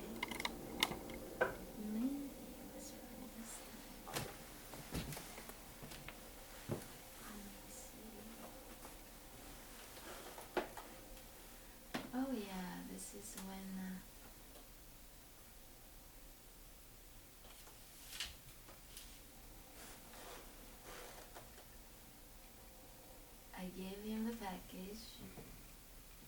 was gonna open it. He was like, "What? What's this?" And then he was like, "Oh wow!" Then he's already talking to him. Yeah.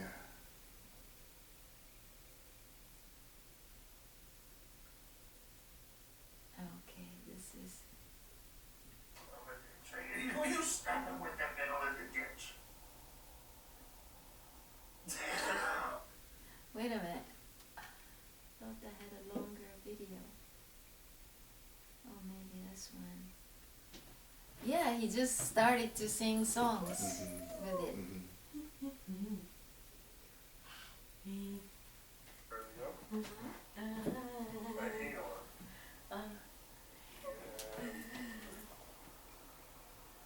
You know, you have this very little, very beautiful, nice house.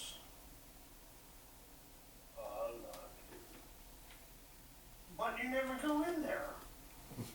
Why do you always want to hang out outside of your house? You have a very nice, beautiful house. You have a nice bed in there. You have like shower rooms. You have like all this other stuff that is really cool. You know, and like, why always hang out outside?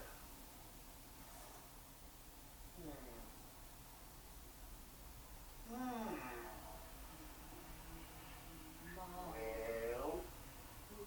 I'll tell you. I like sleeping in the middle of a ditch. I like to sleep in the middle of a ditch. I like to be in drinking, swishing, like to swing in the middle of the ditch. What if you had like a GMV like idol, or if you had like some like a supermodel who like would be like,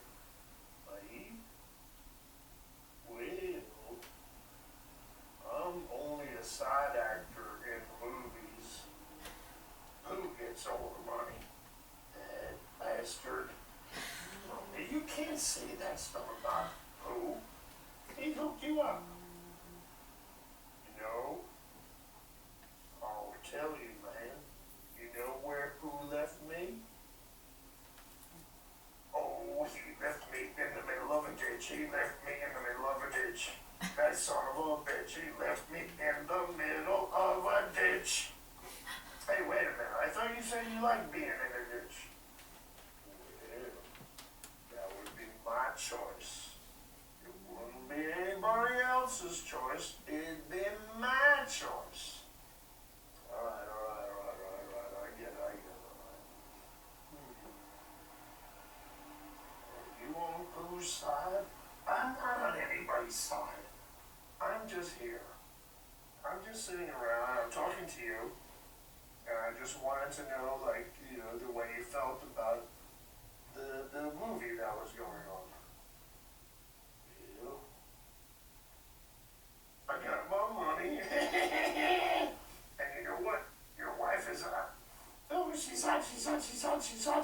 Will you stop it? You can't talk about my wife like that. Naze. Yeah, what do you mean, Naze? Because I don't know where you're looking from, but where I'm looking from. She's hot.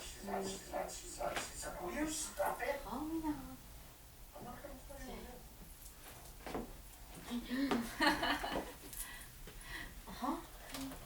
Yeah, so he would talk like this, with Eeyore, and yeah, and then after after this we had like other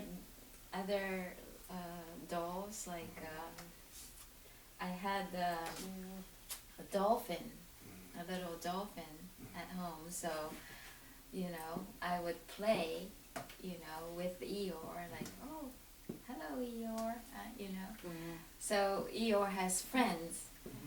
Yeah, he posted a bunch of pictures of like the other dolls and the other dolls. Yeah, that all started from Eeyore, and then now there's this guy too, Heko. So Heko, he would always bring Heko when we travel because he's small and he can fit in the pocket.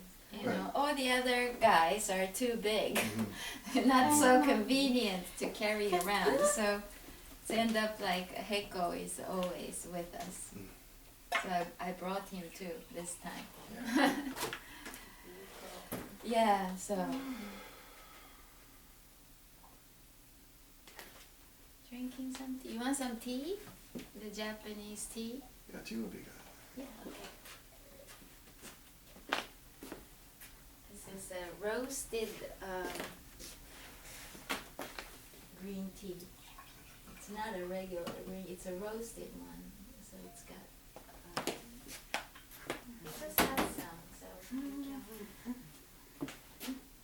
She wants to have some. Minga-chan, mama ni mo chodai.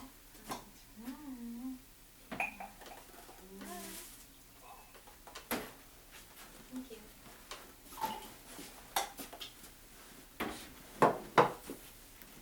Yeah, so that, and did he give you this? No. This is the last compilation he put together. You have one of this, right? I believe so. Oh, no, Linda. That's okay. Here, no, That's no, okay. you can't do that. No, you can't take everybody's drink.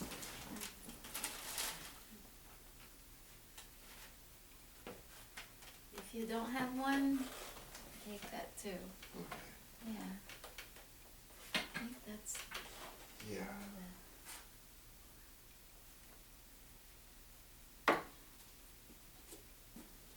Yeah, I'm not quite certain because I know we posted pictures of this and we played the release show, but I'm not sure if I got it. Oh, okay. Maybe he thought you already had one and didn't.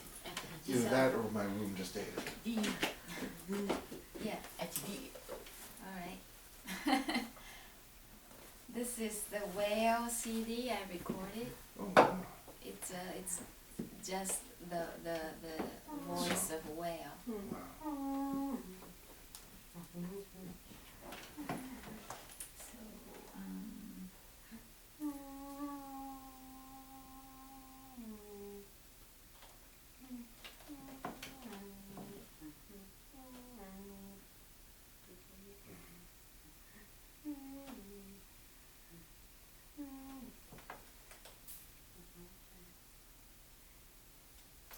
how many people are in your band?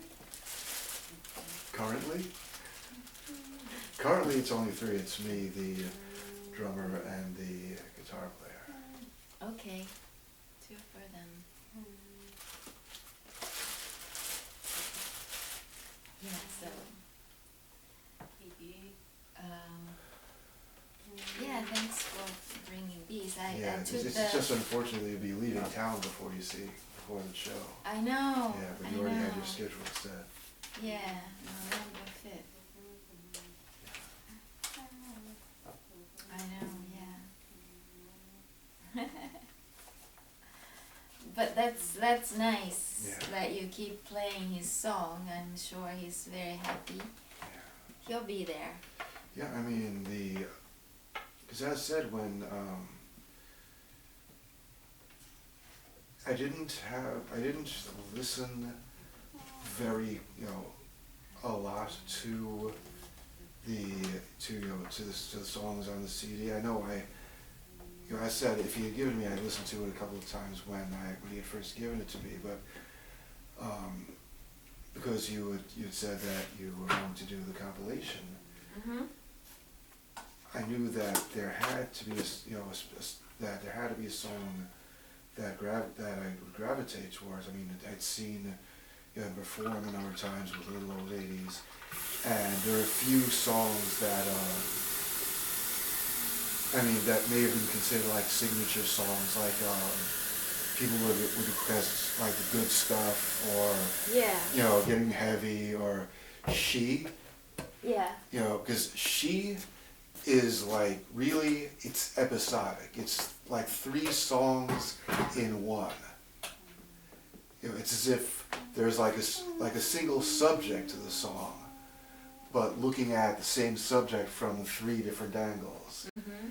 So I knew that that would be a bit too complex because I didn't know what lineup I was going to have for the band. Mm-hmm.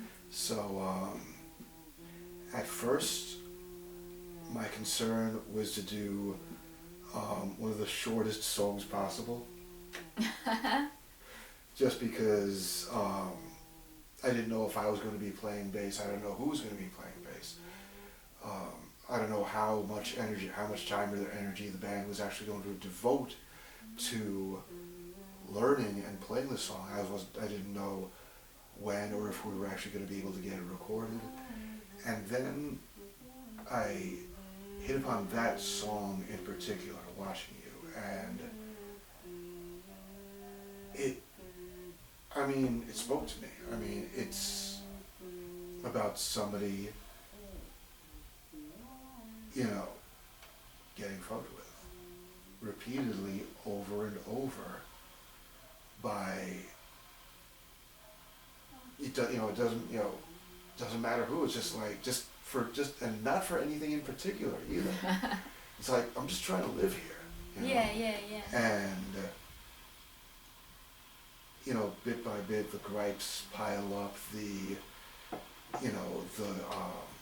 anger builds up, and he's like, all right, I'm just going to take this guy out. But it takes a really good look at the person who's plaguing him, who's harassing him, and just realizing that they're nothing. They're less than nothing. I mean, why is this person sniping at you out of the shadows? Why do they have a group of people hovering around you like dust mites?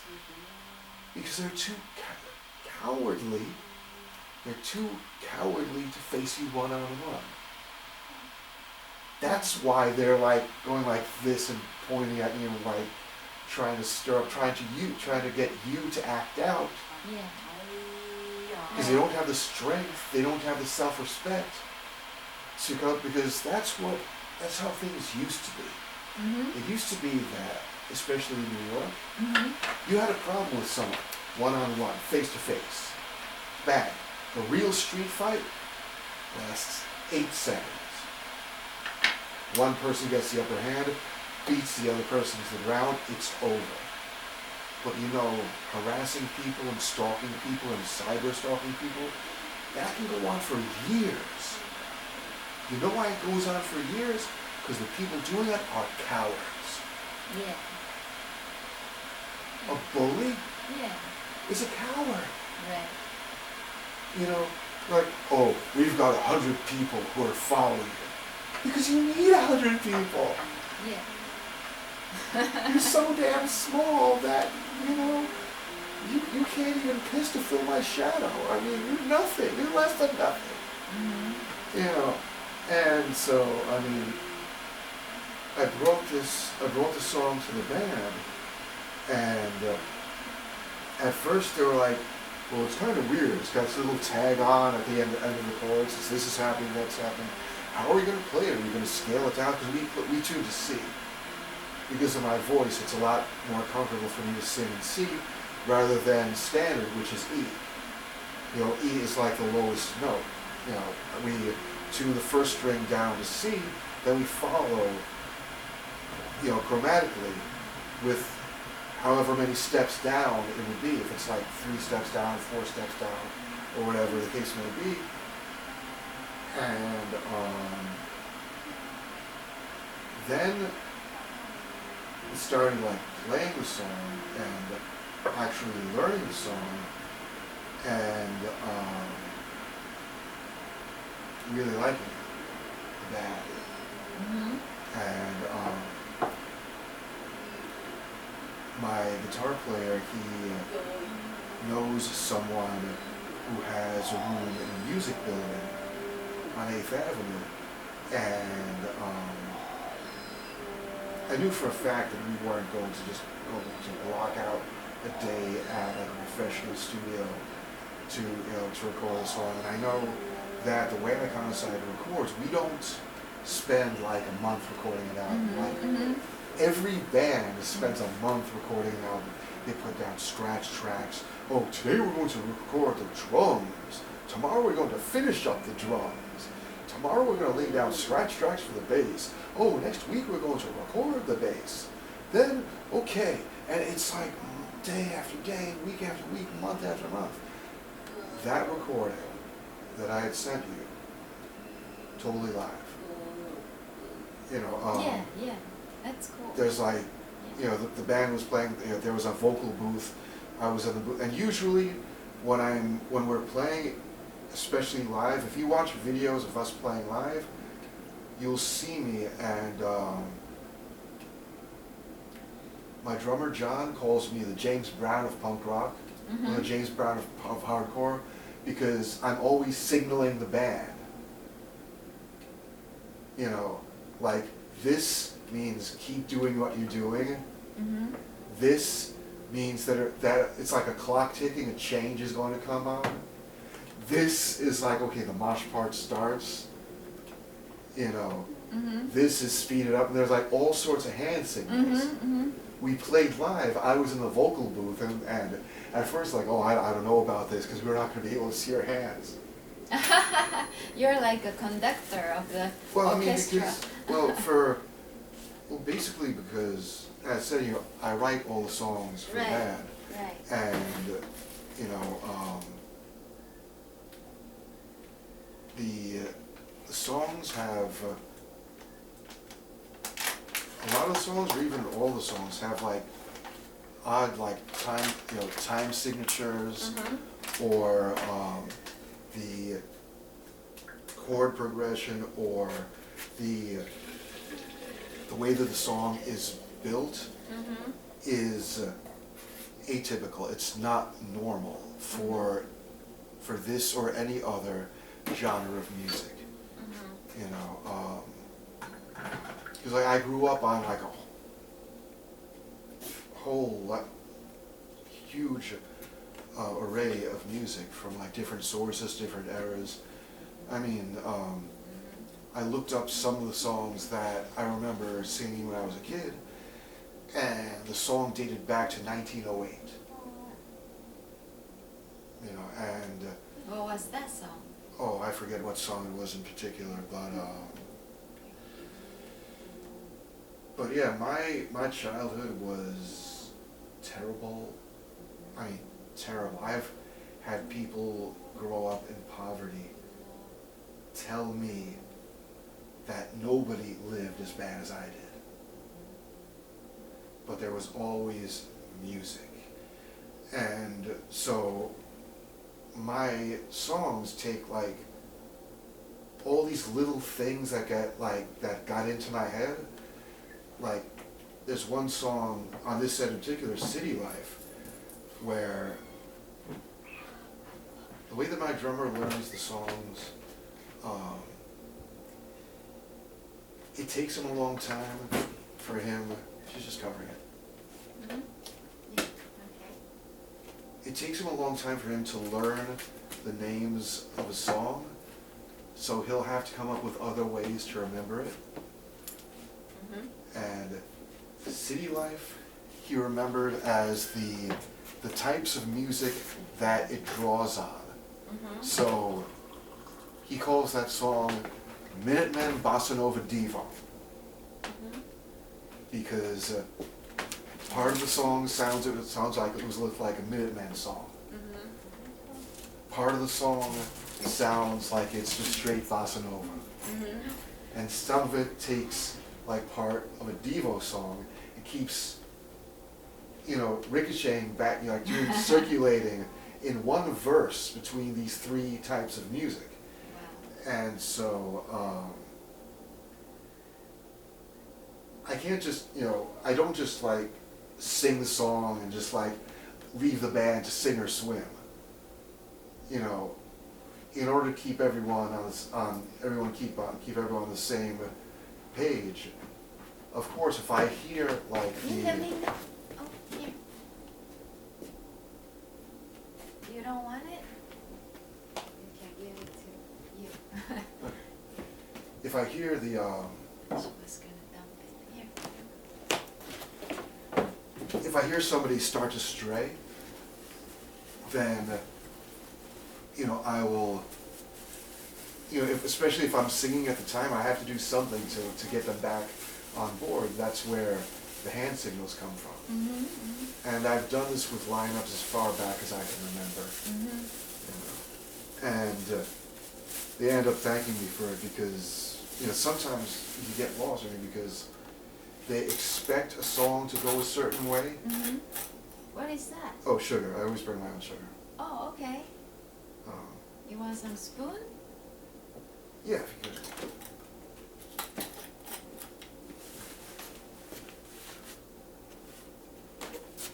Oops.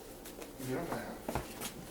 You have a spoon? I have. I have a collapsible travel spork. See who's able to find theirs first. You have a fork? I have a spork. Okay, You can use your own. I don't want to move your camera yeah, to yeah, it's in open front up of the. her. Oh, right here? You can use fork if you like, or knife. Ooh, nice. Look at that. And it's collapsible. Okay. Fold this with your pocket. Yeah, that's great. But I always travel with this because you never know when you're going to either need a fork, a spoon, or even a knife to cut something. Mm-hmm. But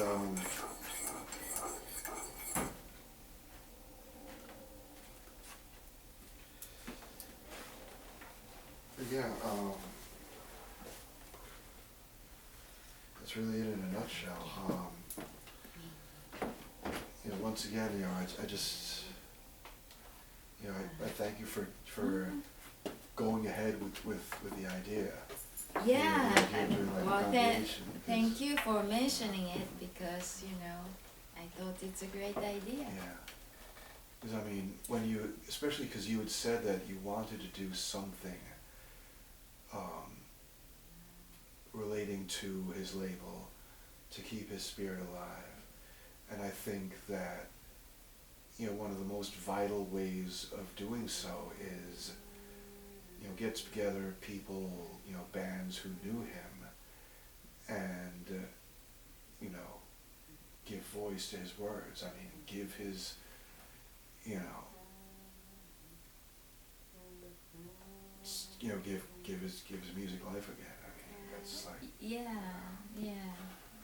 because Yeah, I'm glad I'm not on Facebook most of the time, but every now and then I would look at whatever is there, and yeah, I saw you were mentioning, and a couple more people were like, oh yeah, let's do that, and then I was I thought, wow, that's a great idea, but then I didn't want to just jump in and say that, you know, I will do it or anything like that. I was just kind of waiting for something to happen and see if anybody's gonna do something.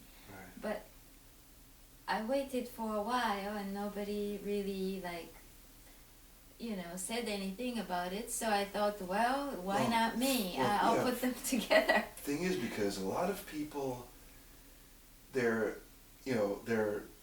idea people, and they're people who get the work done, and it's, you know, it can be rare to be both. Like, you have an idea and you have the resources to follow through with it, or the motivation, or whatever the case may be, and you know, maybe other people said that it was a good idea, but, you know, they were not in a position to make it happen. Yeah, and you know, I don't know if you know, but I do have my own record label. You do? Yeah, called Japan Overseas, and I've had maybe close to 60 releases. Really? Yeah, you may like some of the releases that I've, because some of the releases, my label is a very diversified music, from noise to classical, Wow. All different types of music. So Wow. if you are interested in, you can look into Japan-overseas.com. Yeah, and a lot of classical music gives me a headache. Mm-hmm. Just because of like the tonality or whatever. I only put out two classical piano tune by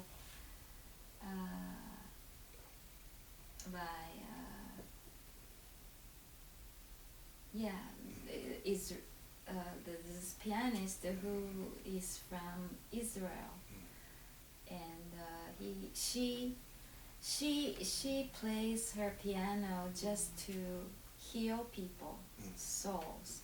So she plays it very differently. Anyway, I started the record label with her dad. So her dad was really into noise.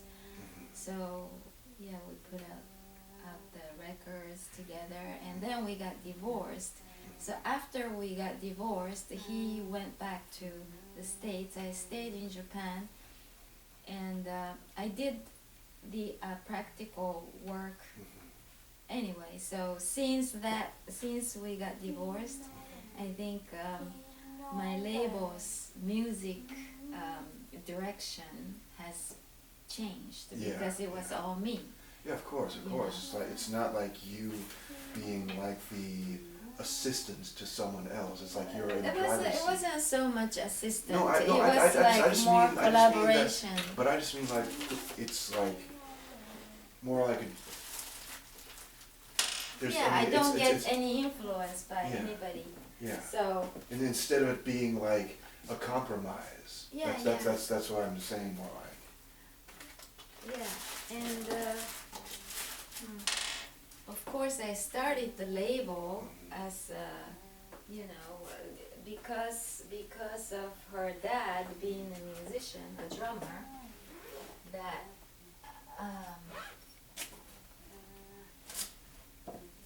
I was looking for a pen. Oh, I have. No. I thought there was a pen over here. Anyway.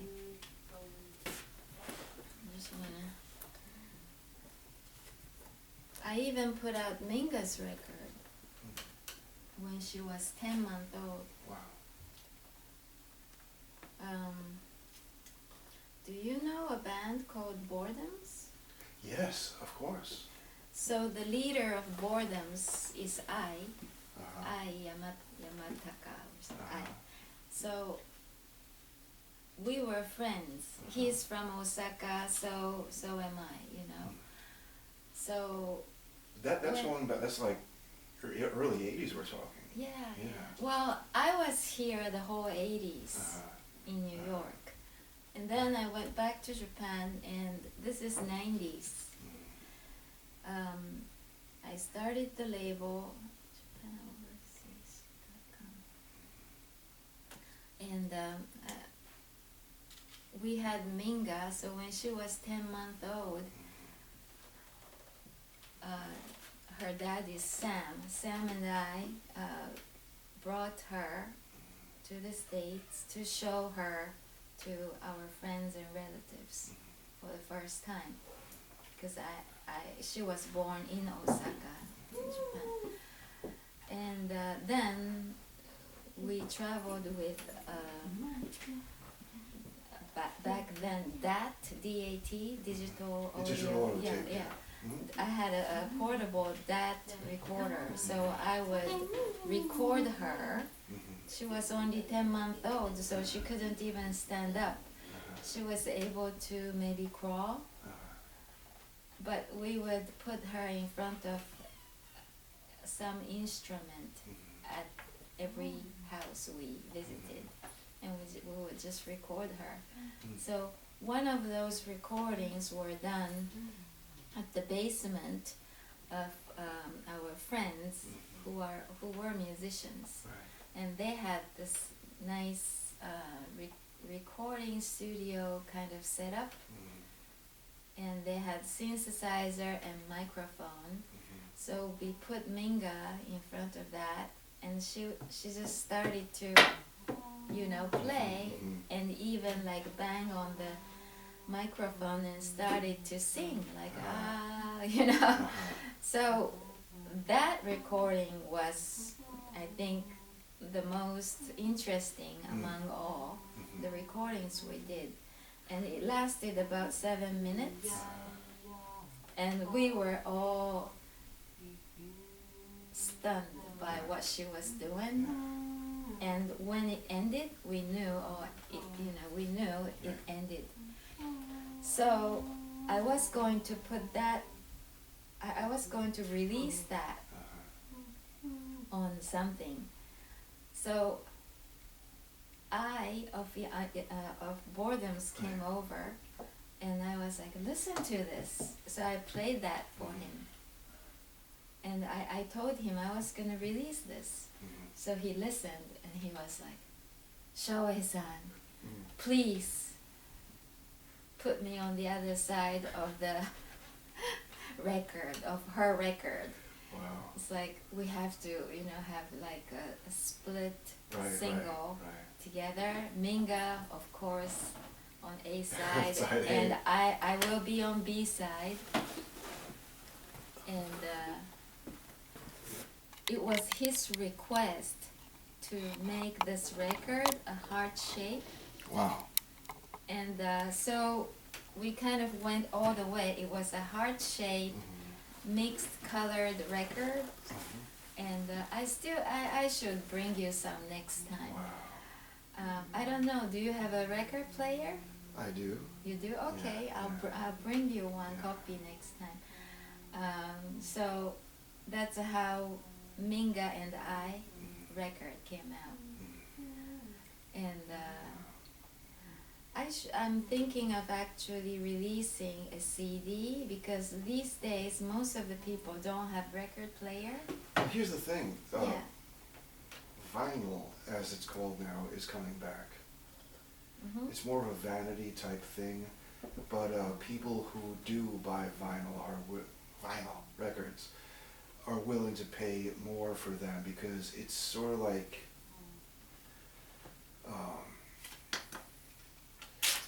it's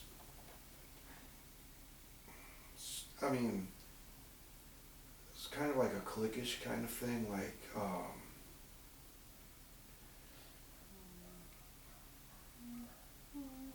hipsters got into it,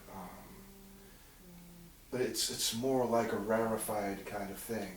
Now, CDs became so prevalent that, hey, anyone can put out a CD, so it's more of a mark of distinction to put something out on vinyl. So it would be best, I think, if you're going to do so, do it as both, versus choosing one or the other. No, these days I'm just giving out, things, so it's not really for sales. Oh, okay, but, I'm just saying if it were for sale. Yeah. Because when I talk about Minga's record, and it's really pretty, so I want to give it to somebody, but most of the people don't have the record player, so they just look at it. So it would be nice if there is like an actual listenable CD that goes with it. That's probably the only reason. Maybe I can put it on the market too, but anyway, that's my record label. Maybe if you see anything that you like, let me know. I can bring some copies for you if you are interested in. As I said, I've always been into a very wide range of music. From what you're saying, I may gravitate more towards like the noise angle or whatnot, but you may have noticed I do have a t-shirt addiction. I binge very heavily, and I go down certain rabbit holes and these like obscure bands and whatnot. But the shirt that I'm wearing today is from a female-fronted Japanese death metal band called Sigh. S-I-G-H. And if you look at the illustration, it's like very like traditional, like basically demons eating this woman's intestines. Okay. And yeah, they're a Japanese female-fronted death metal band. Okay. Pretty good, pretty good. And In New York? no, Japan. In Japan? Oh, Yeah, okay. yeah, I they're don't. Japan, I'm yeah. not Yeah, like familiar that, with. like the bigger islands and whatnot. But yeah, I mean, what's strange is like I've been doing Iconicide now for this December. It'll be 34 years. Wow. And Older than Minga. yeah, I mean, one of the things that I brought today is the 33rd anniversary band history, which you can read later. Oh, But wow. this is not everything that happened. These are just some of the more interesting Wow, things 33 that years. happened. Yeah. You know, for example, I did not put in there about this guy Alex, who was a keyboard player, who had one rehearsal with us and tried to make it feel like we were rehearsing for him. Hey, this is kind of monotonous. Can you play something else? And you know, he was being an asshole, so I called him Alex Hole. But my drummer Mario said, no, it's Alex Hole. So, but that's not in there. But Was that his real last name? no. Alex was his name. But he was just being an asshole, so I called him Alex Hole. Oh, I see. But I find that, I mean, especially more recently, if you look at the music scene in New York, it's all, everyone plays by the rules. Everything is like lockstep, paint by numbers. You know, if it's a hardcore song, you know exactly what it's going to sound like. If it's a punk song, you know exactly what it's going to sound like. If, you know, and it's just safe. And, you know, you have, everybody's got a crew, everybody's got a family, everybody's got this little safe space, and you go to shows where, like I said more before about the Super Bowl hardcore, it's like, nobody is trying to do anything, nobody's even trying to do anything different. And so, I mean, you know, I release all of our stuff on my, you know, under my umbrella imprint, All Rights Perverse. Mm-hmm. And I don't have, I can never get like a distributor, nobody to carry our stuff. And, but what I've found is where we've gotten the best reviews has been Japan. Oh. You know, I mean, on the band's website, iconicide.com, I have one page which is like a press section, and this one website, I think it's Shit Eye Cassettes or something like that, but Shit Eye, not Shut Eye, Shit Eye, but they said that from listening to our album, they didn't even think of us as an American band. Oh. Because, you know, 99%, at least 99% of what's coming out of the States is predictable. You know, oh, this is a political punk band.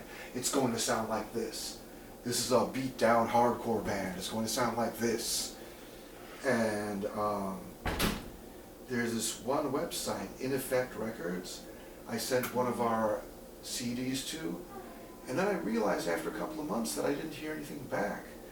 And I'm like, hey, you know, I sent you our album, and you didn't even acknowledge receiving it, so what's going on? The guy, he emailed me back, and he said, well, the reason I didn't review your record is because if I had said anything about it, it would be bad. We only care about like metalcore and like this kind and that kind. Like, that's just a small part of what hardcore and punk and all that is supposed to be about. you know, and well, everybody's different, I know. so some people can just be focused on one thing. But I just find that, you know, as far as like getting shows, as far as like, you know, so many people want that safe thing that they're used to, you know, and I mean, you know, even when Lonley was in the band or whatnot, even as far back as then, you know, I was saying, hey, you know, would it be possible to release our stuff in Japan? And it's just been an idea. It's something that I could never give any legs to. I mean, as it stands, I mean, there's a machine that's in development that will ultimately allow people to cut vinyl at home. So it's like real-time recording. You plug in a USB drive, and you record directly to the blanks. Wow. And so when it does come out, I'm just going to continue being my own damn label. You know, because that's like complete. It hasn't come out yet? No. The machine, it's in development. They're Oh, thinking maybe the end of next year. Wow. Maybe. But one of the reasons is that the standard that they want to present, things are ending up costing much more than they had thought. Oh, yeah. Like they want to make sure to use diamond styluses and like the sound card, the type of blank that they use. I mean, they've done festivals, had people cut vanity records, like DJs cutting records of live performances and taking it on tour, but that would be a lacquer, right? it would be the actual record itself. It would not be the master. Yeah. It would be the actual vinyl. It would cut too. Okay, yeah. It's not like you're cutting a master and then pressing in a pressing plant. That's eliminating one step entirely. The reason why there's a backlog of record albums coming out, things coming out on the vinyl, is that there are very few. There are maybe 2 pressing plants in the USA. Yes. And to be able to have my own, where I don't have to go through a middleman, don't have to go through a censor, don't have to go through anyone. I used to work with them, because I pressed with them and imported records to Japan, because it was way too expensive in Japan to press records, even now. So in the early 90s, that's what I started to do, and my company became very popular. Oh yeah. But then a lot of people started to imitate what I was doing, so they would provide the service, pressed in Korea, pressed in South America, Europe, and then it became to be competitive pricing, and then I was like, I'm not gonna join the game, so I kind of. Because then you're gonna end up needing to lower your standards just to keep in the business, or deal with people who are not as reputable, because the people who you respect are too expensive to work with. Because they have a high set of standards, and then it just becomes the lowest common denominator of shoddy workmanship and just scraping the bottom of the barrel just to keep things going. And that's not. You were right to step out. Because then you're not even doing it because it's something you like. It's something that you're doing just to keep afloat. Because then you don't want to go into the red. You don't want to go into debt. And then it's just like, well, what am I doing this for in the first place? I mean, I used to like this. I used to really, really like this, but now it's only a job. Right. It's only a job. I mean, right. That's the worst reason to do something creative. Yeah. I mean, True. You know, I went to college. I was kicked out of public school midway through second grade. Insubordination. Actually, the teacher said that I have a learning disability, so I went to special ed for 10 years, and you know, which is one of the reasons why I'm not. It doesn't seem like I notice what's going on. I do. You know, like I see how she's paying attention to us now, and I notice like the things that she's been doing to keep herself company. You know, and like when she's like snatched up the glass and like downed it in one gulp, and I haven't said anything. It's not because I'm not paying it any mind. It's because I went through that whole like atmosphere. I was there for 10 years, you know, and I went to a school that wasn't even a school. The school that I went to, it was called the Summit School, and they did not have a school building. They could not issue diplomas. Most of their teachers weren't even teachers. Our science teacher was a paramedic. Our gym teacher was a real estate lawyer. They had paraprofessionals and student teachers, and there was no third grade, fourth grade, fifth grade, sixth grade. They had IEPs, which is individual education plan. Right. And every 6 months, they would come in sit down with a parent and go over the student's progress, their needs, and when they were judged as being ready to graduate, they graduated. Some kids ended up being there for 10, 15 years until they felt that they were together enough. See, there were like two ends. There's 13 classrooms, and at one end of the hall you had the kids who would most likely grow up to be gang leaders or drug dealers. Just like physical destruction. And at the opposite end of the hall you had the life skills classes. You know, children who were like autistic, or they had multiple sclerosis, or whatever the case may be, where life skills was really well. Maybe more kids like Minga. Yeah, exactly. Yeah. Whereas you knew they were never going to end up in college. Right. Life skills meant that you get them to a level where they can look after themselves and get a job at McDonald's, get a job at, they had things where, like the JFK Marriott, like that huge hotel they have out by the airport. Okay, they can join the housekeeping team and make up beds and do laundry, do things of that nature, and have that level of independence where, you know that they are not going to be a danger to themselves. You know that they are not going to end up out on the street. They're going to have a roof over their heads. Right. And I was there basically because, insubordination. I was in public school, and in second grade, where everybody was like listening to the teacher and doing all like the multiplication table and all that crap, I was like, this is boring. This is boring. I was looking at the trees and the falling leaves.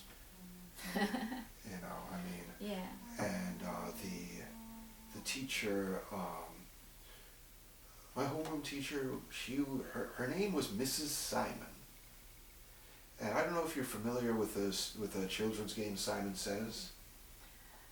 Simon Says, I've heard that, but I'm not so the game familiar is with it. that you have the caller, the person who gives the directions to the class, and the idea is that the caller will call out directions. You know, hands on head, cover your eyes, lift your foot, lift your right hand. Okay. You know, step to the left, step to the right. But you, as a player, must only follow the directions if they're preceded by the phrase Simon Says. So if I say, Simon says, stand on your left foot. Everybody stand on your left foot. Right, right. But if I just say, stand on your left foot, You you don't do it. If you do, you're out. Okay. So there was even a joke among the physical education teacher. Oh, Mrs. Simon is out. We can't play Simon Says. She was what I refer to as the machine master teacher. She was very reputable in the school board. Mm-hmm. And two things that she would bring to her to every class Mm-hmm. were a clipboard Mm-hmm. and a stopwatch. And she was time the reactions of her students. And if you answered, even if you answered wrong, if you answered fast, you were smart. If you answered slow, you had to learn, you had something wrong with you. And when she, first off, I didn't, 2 and 2 is 4, so what? I'm done with that. Can we move on? Second off, I mean, we're here to just like soak up all this knowledge and like spit it back to her. What do we get? What real fulfillment do we get? Here I am like 7 years old, 8 years old or whatever. What real fulfillment do we get? And are we going to be punished if we get it wrong? What's going to happen to me if I give the wrong answer? What if I know the correct answer, but I give her the wrong answer? Will I be smart or will I be stupid? If I know the right answer and I give her the wrong answer? What is this crap all about? Mm-hmm. So here I am, this is going through my head, and she's got the stopwatch. There was a parent-teacher conference, and she pulled out the clipboard. And she told my mom, your son took 6 seconds to answer this question. There is something definitely wrong with your child. Hmm. So just like that, I got kicked into special ed, and I was there for 10 years. Wow. And,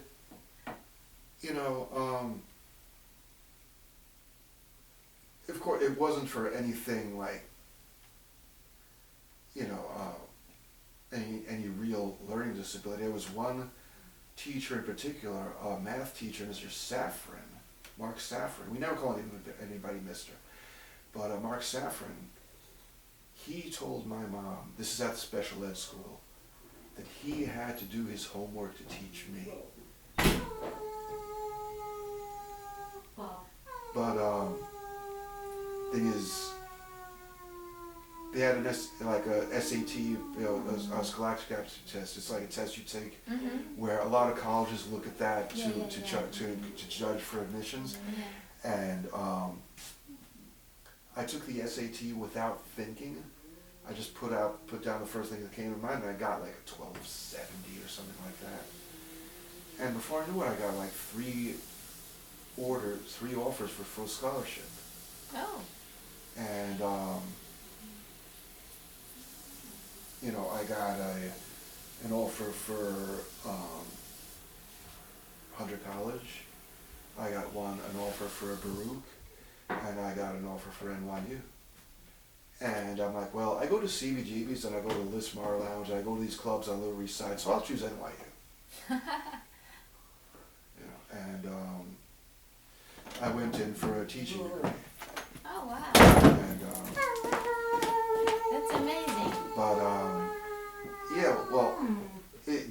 the end of that story is not quite as amazing because I took almost double the course load of a normal student. Like other students would take like 3 classes a semester. My first semester I took 7 classes.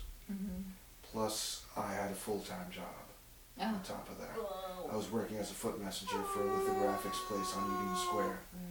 And I was working between and after classes. Like I would go to a class, finish the class, go to work. Okay, I have 4 hours left till the next class. I have evening classes, so I worked as a messenger. And I could have graduated, and I would have graduated and gotten a 4-year degree in 2.5 years. But again, insubordination. My great advisor, who I never asked for advice, he was also the head of the teacher education program, and he flat out would not believe that any school would accept me as a teacher, and he expelled me from the program. Wow. He told me that if NYU did not have open admissions, I would never have been accepted. Like it was a mistake to bring me on. Yeah. Not only that, but it was a Martin Luther King Jr. college scholarship. I guess they figured someone as disadvantaged as me must be black. Yeah, it was a Martin Luther King Jr. college scholarship, full college scholarship to NYU. And he told me I had two choices. I could either be expelled, just thrown out of college. He gave me like 10 minutes standing in the hallway outside of his office. Is either accept expulsion or choose a new major that had nothing to do with teaching. So, I ended up with like a split major between like literature and anthropology, books and dead people.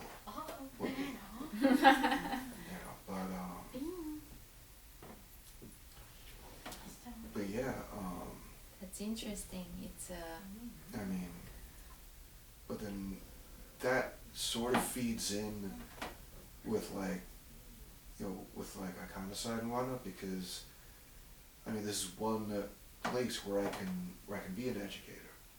Where I can speak the truth and like damn the consequences, Anyway, what were we talking about? There was something that had to do. It was even before we were talking about Mingo. It was something else. Rewind it on tape. I'm gonna use the bathroom. Yeah.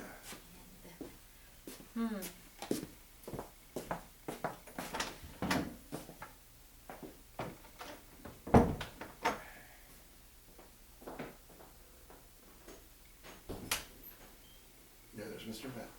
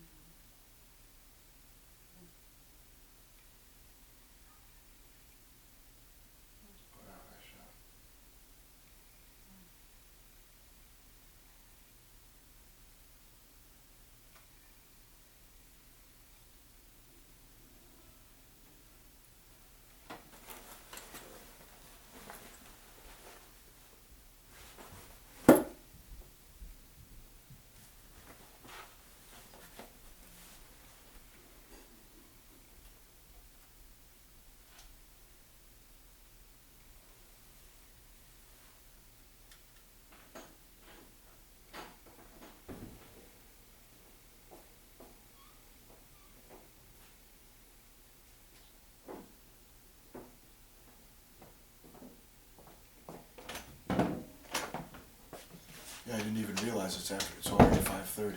Oh wow. Yeah. Is the sun gone already? Just about. It's getting there.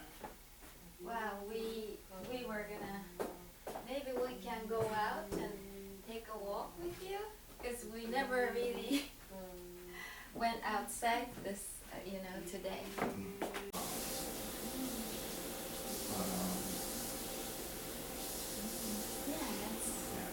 One thing I guess I wanted to mention is that when I mentioned to the rest of the band, that you were putting us on the compilation or whatnot, that you were trying to kickstart the label again. I know that they don't really realize what goes into making things actually happen. But very like off the cuff, they were like, hey, have her put out our album.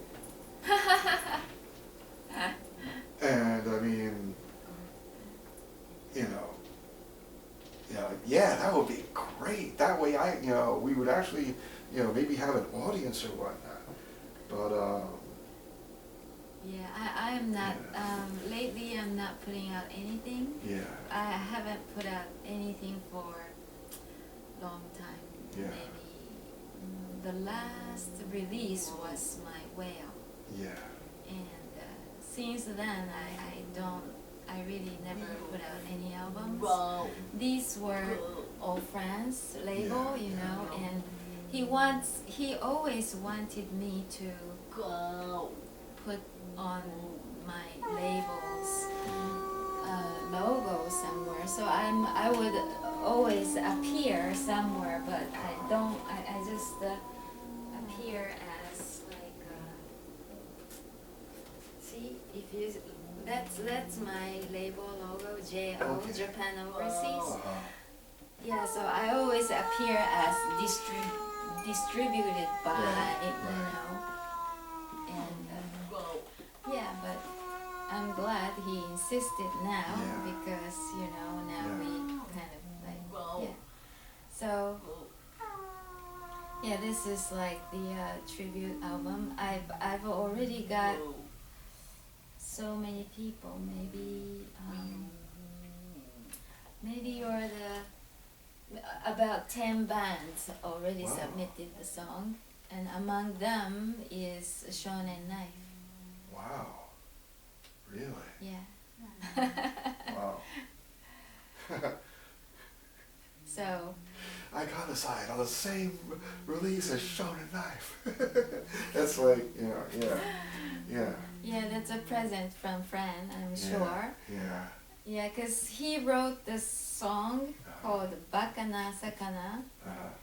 Yeah. He played that song at one of the Yeah, shows. he did, I remember it, yeah. He said it would be great if Shonen Knife could sing this song. This is really for them. So he wanted me, because I'm a friend with them, and once I did a tour manager for them in the US. Okay. And I used to have my own recording studio of Japan Overseas, which was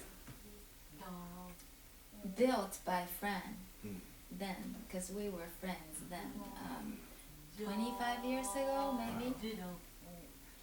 And Shonen Knife would use my studio too to record and practice.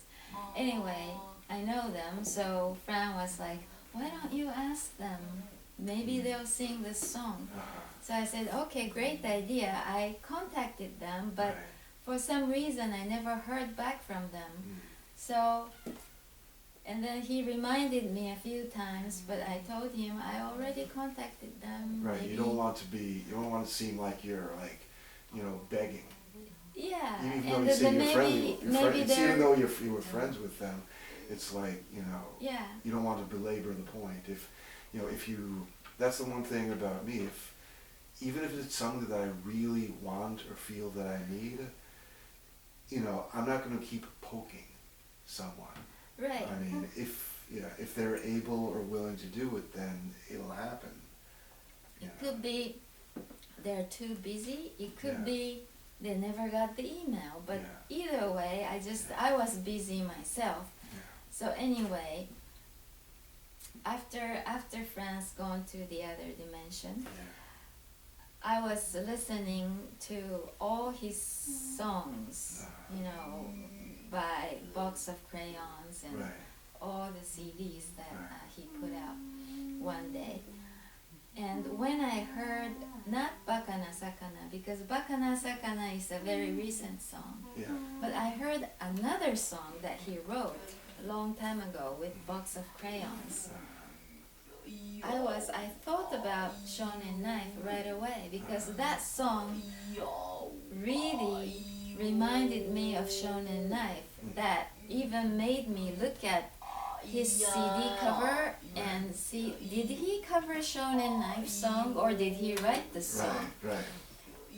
And it was his song, so I was like, wow, because when I started to put together the tribute album, I never thought about Shonen Knife, but then that song reminded me of them. So I was like, wow, I have to contact them. They should cover this song. Right. So I contacted them, and then I got the reply right away. Wow. So, and then they said they have a contract with Universal or something, the major label, in Japan, US, Australia, and New Zealand. Wow. So, in order for them to do a song, they have to talk to the record label and see what the copyright, blah, blah, blah, will be. So I said, okay, go ahead and talk to them, and if there is any kind of like payment involved, you know, I'm willing to consider, and so on. Yeah. So yeah, they went ahead and consult with them. They came back and they said, well, we'll do a song, and they'll own the copyright of that song. Yeah, to that song, naturally. I said, sure. Yeah, so basically it's like a licensing agreement or something like that? Yeah, so I said, sure, they can have the song. Fran would be happy, you know. Mm-hmm. So that's how the Yes, especially like, well, I mean, they'll okay, yeah, and so they have a song, and who else submit the song? Rue, you know Rue? Rue Yes, Star? I know Rue. She was the first one who submitted the song. Rue had Iconicide on her talk show, Rue and Who, at Otto's, and Okay, so you know Rue.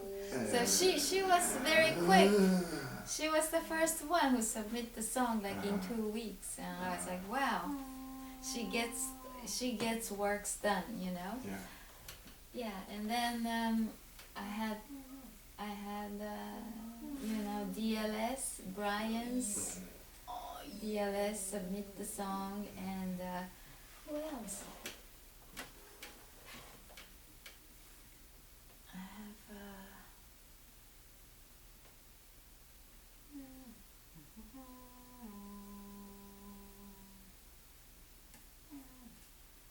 have so many people. Friends, tribute album. Oh, Steve White from England. That's his friends. Yeah, DLS, Iconicide, Rue, Shonen Knife, Steve White, the Deacons. Okay. And then this is called what? The Sub.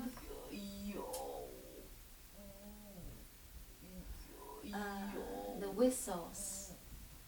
Yeah. And another one. So this is the second or the third deadline that I announced, which is Halloween. So we'll see how many more people will submit this. With me, it was basically scheduling. I mean, first I have to get the band to learn the song, and then figure out where and when we're going to be able to record it. And it's a good thing that we were able to piggyback on my guitar player sharing that space, you know, that room with the music building, because I just happened to have a couple of days off work on a day, and one of those days was a day that that Randy was able to schedule a few hours, like an evening, at the music building to record it, and I knew that that was going to be our one shot. Just like, you know, play it dry a few times, and then just, okay, this is it. This is the take we're using. Record it once. Throw it up on the computer.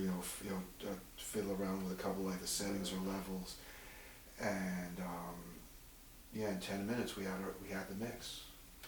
So Great. it's just really,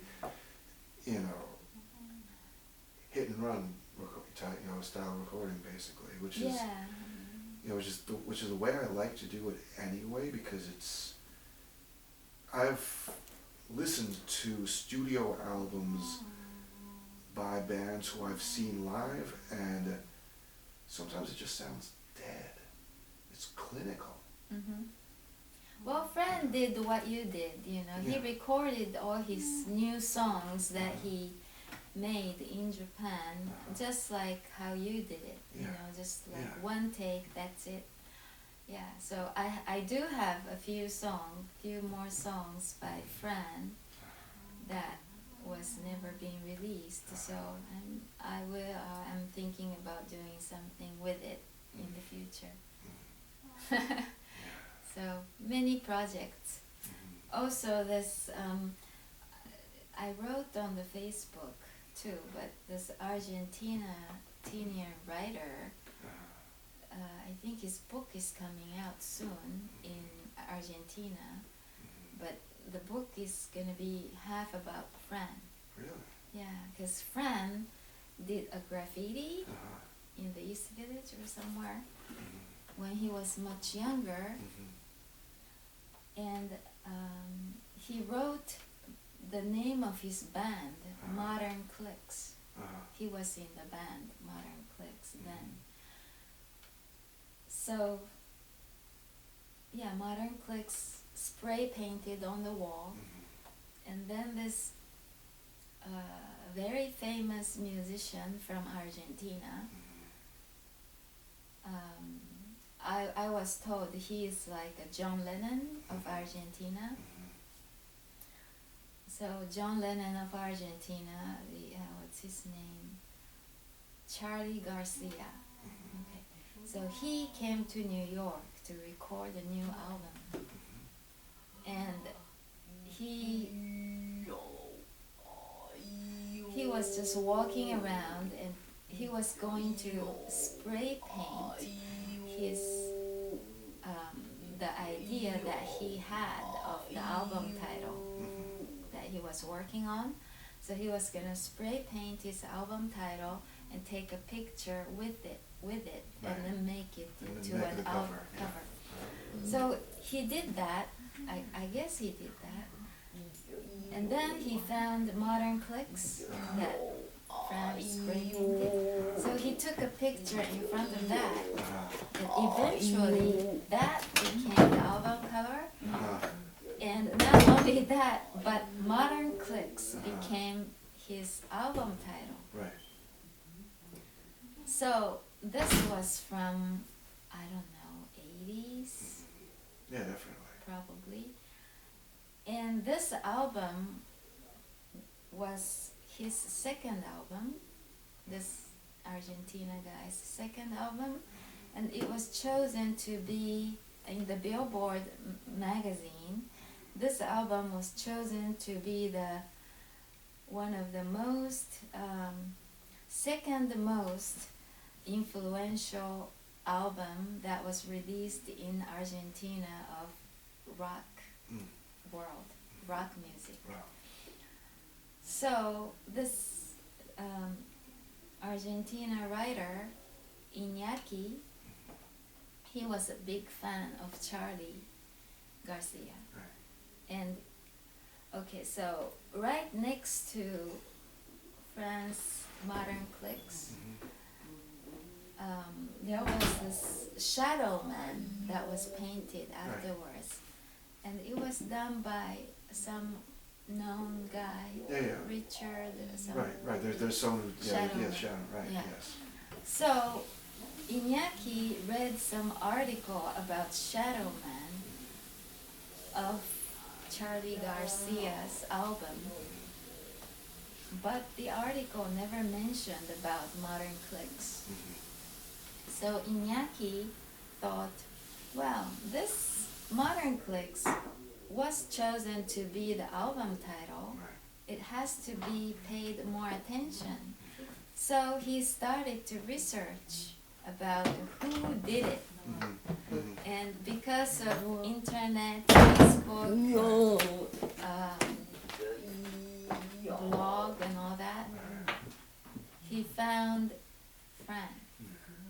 So the book was written all about the process of how he found out about Fran, and then he started to communicate with him. This was before COVID, and soon after they started to talk to each other. COVID hit, and yeah, so he would stay home more, and I think he was interviewed by Iñaki. So Iñaki now knows a lot about Fran, and he's like a fan of Fran. So yeah, he wrote the book, and he found the publisher, and it's about to be released, and he is going to put out like a short series on YouTube to promote his book, and one of them is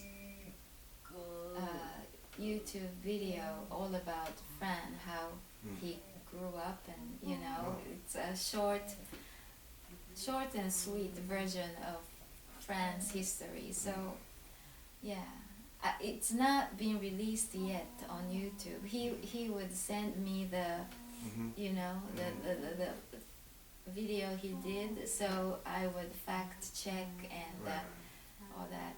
So we're still in the process of doing that, but for me it's like, oh my God, you know, I'm so thankful this is happening, that somebody is doing a video of Fran. That's great, you know.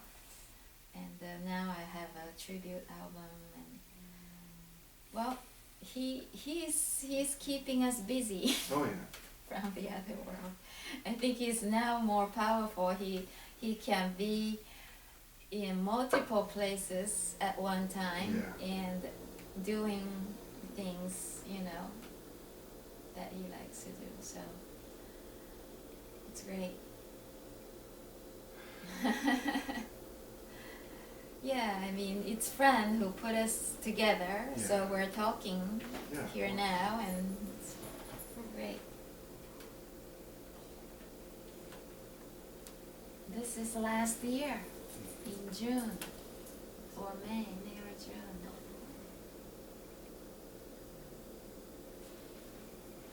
Yeah,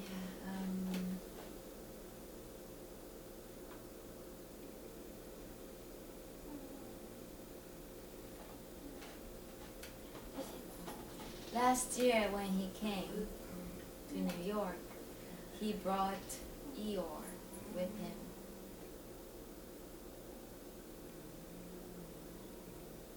He came because he said he was going to play with Uncle Al. You know Uncle Al? Yeah, he said he was going to play with him. You know, COVID was just going down, so he said maybe even on the street, busking. But when he arrived, of course, Uncle Al, Alex, he was here, and we met, but Fran was not in the condition that he could play anymore, So, but he wanted to come. He still had that guts of wanting to come and try to do it. Yeah, I mean, just back to that spirit of not, you know, not accepting no for an answer. Right. Even from himself, when he knew that it was at that point probably beyond him. He just did not want to. Yeah, maybe, no, he did not want to. Yeah, he thought that he could do it once he got here. Yeah, as long as he was able to get here. Yes. That really got him here, his spirit. So I'm glad we got here, because he was able to, this is the last Met game we went. He was able to see his sons, you know, at the hospital.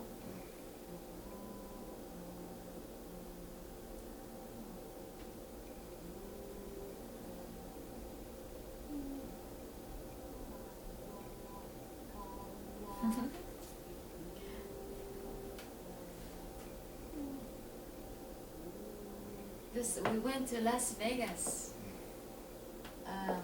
2020, winter,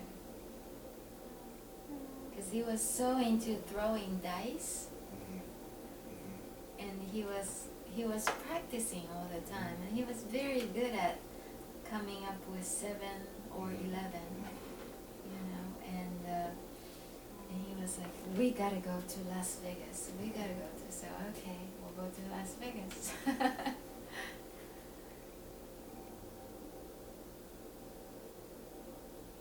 Parking lot. Yeah, no, because the A7. I know, Yeah, parking yeah. lot or airport. Yeah, you anywhere always we have would see that, yeah. baseball stadium.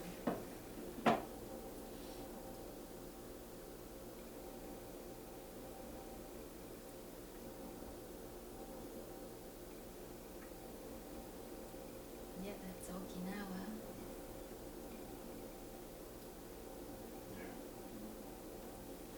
Oh, you wanna go take a walk outside? Well, what time is it anyway? It's gotta be Maybe you gotta get back. It's 6:05. probably. Yeah. Otherwise, we'll just keep on going. I know.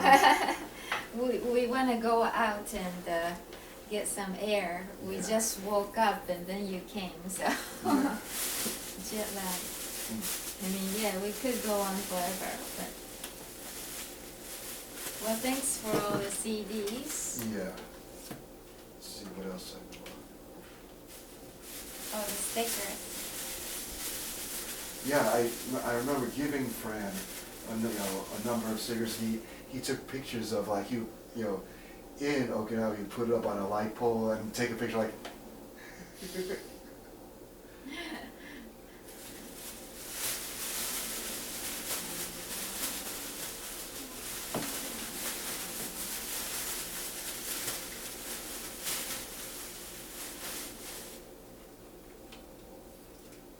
Yeah, these are like other Iconicide stickers. Oh, okay. Some of them look familiar. You probably got some from. Yeah, I know this is one of the ones he put up on the light pole that I remember taking a picture of. That's funny. Yeah, evolution, meaning that the final point of evolution is someone with a bazooka blowing everybody away. Yeah. Oh. But yeah, I really should be on Yeah. my way there. Okay, this is so, yeah, did I give you these? Yes, you did. Did you put them in the bag or are these No, yours? I did not put them away. Okay. Yeah. Oh, and then these are yours too. Yes. And this too. I took pictures. of Okay. this. And then this. And I will check out the Yeah. website. As said, I'll probably gravitate more towards the noise releases that year, because that seems to be more like my comfort zone these days. Yeah. But,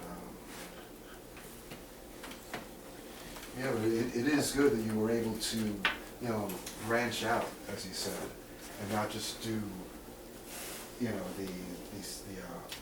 stable of bands and artists that you did previously when it was like a joint venture. Uh-huh. When you had like your own imprint, your own label, you were able to have, full control of what came out. Yeah.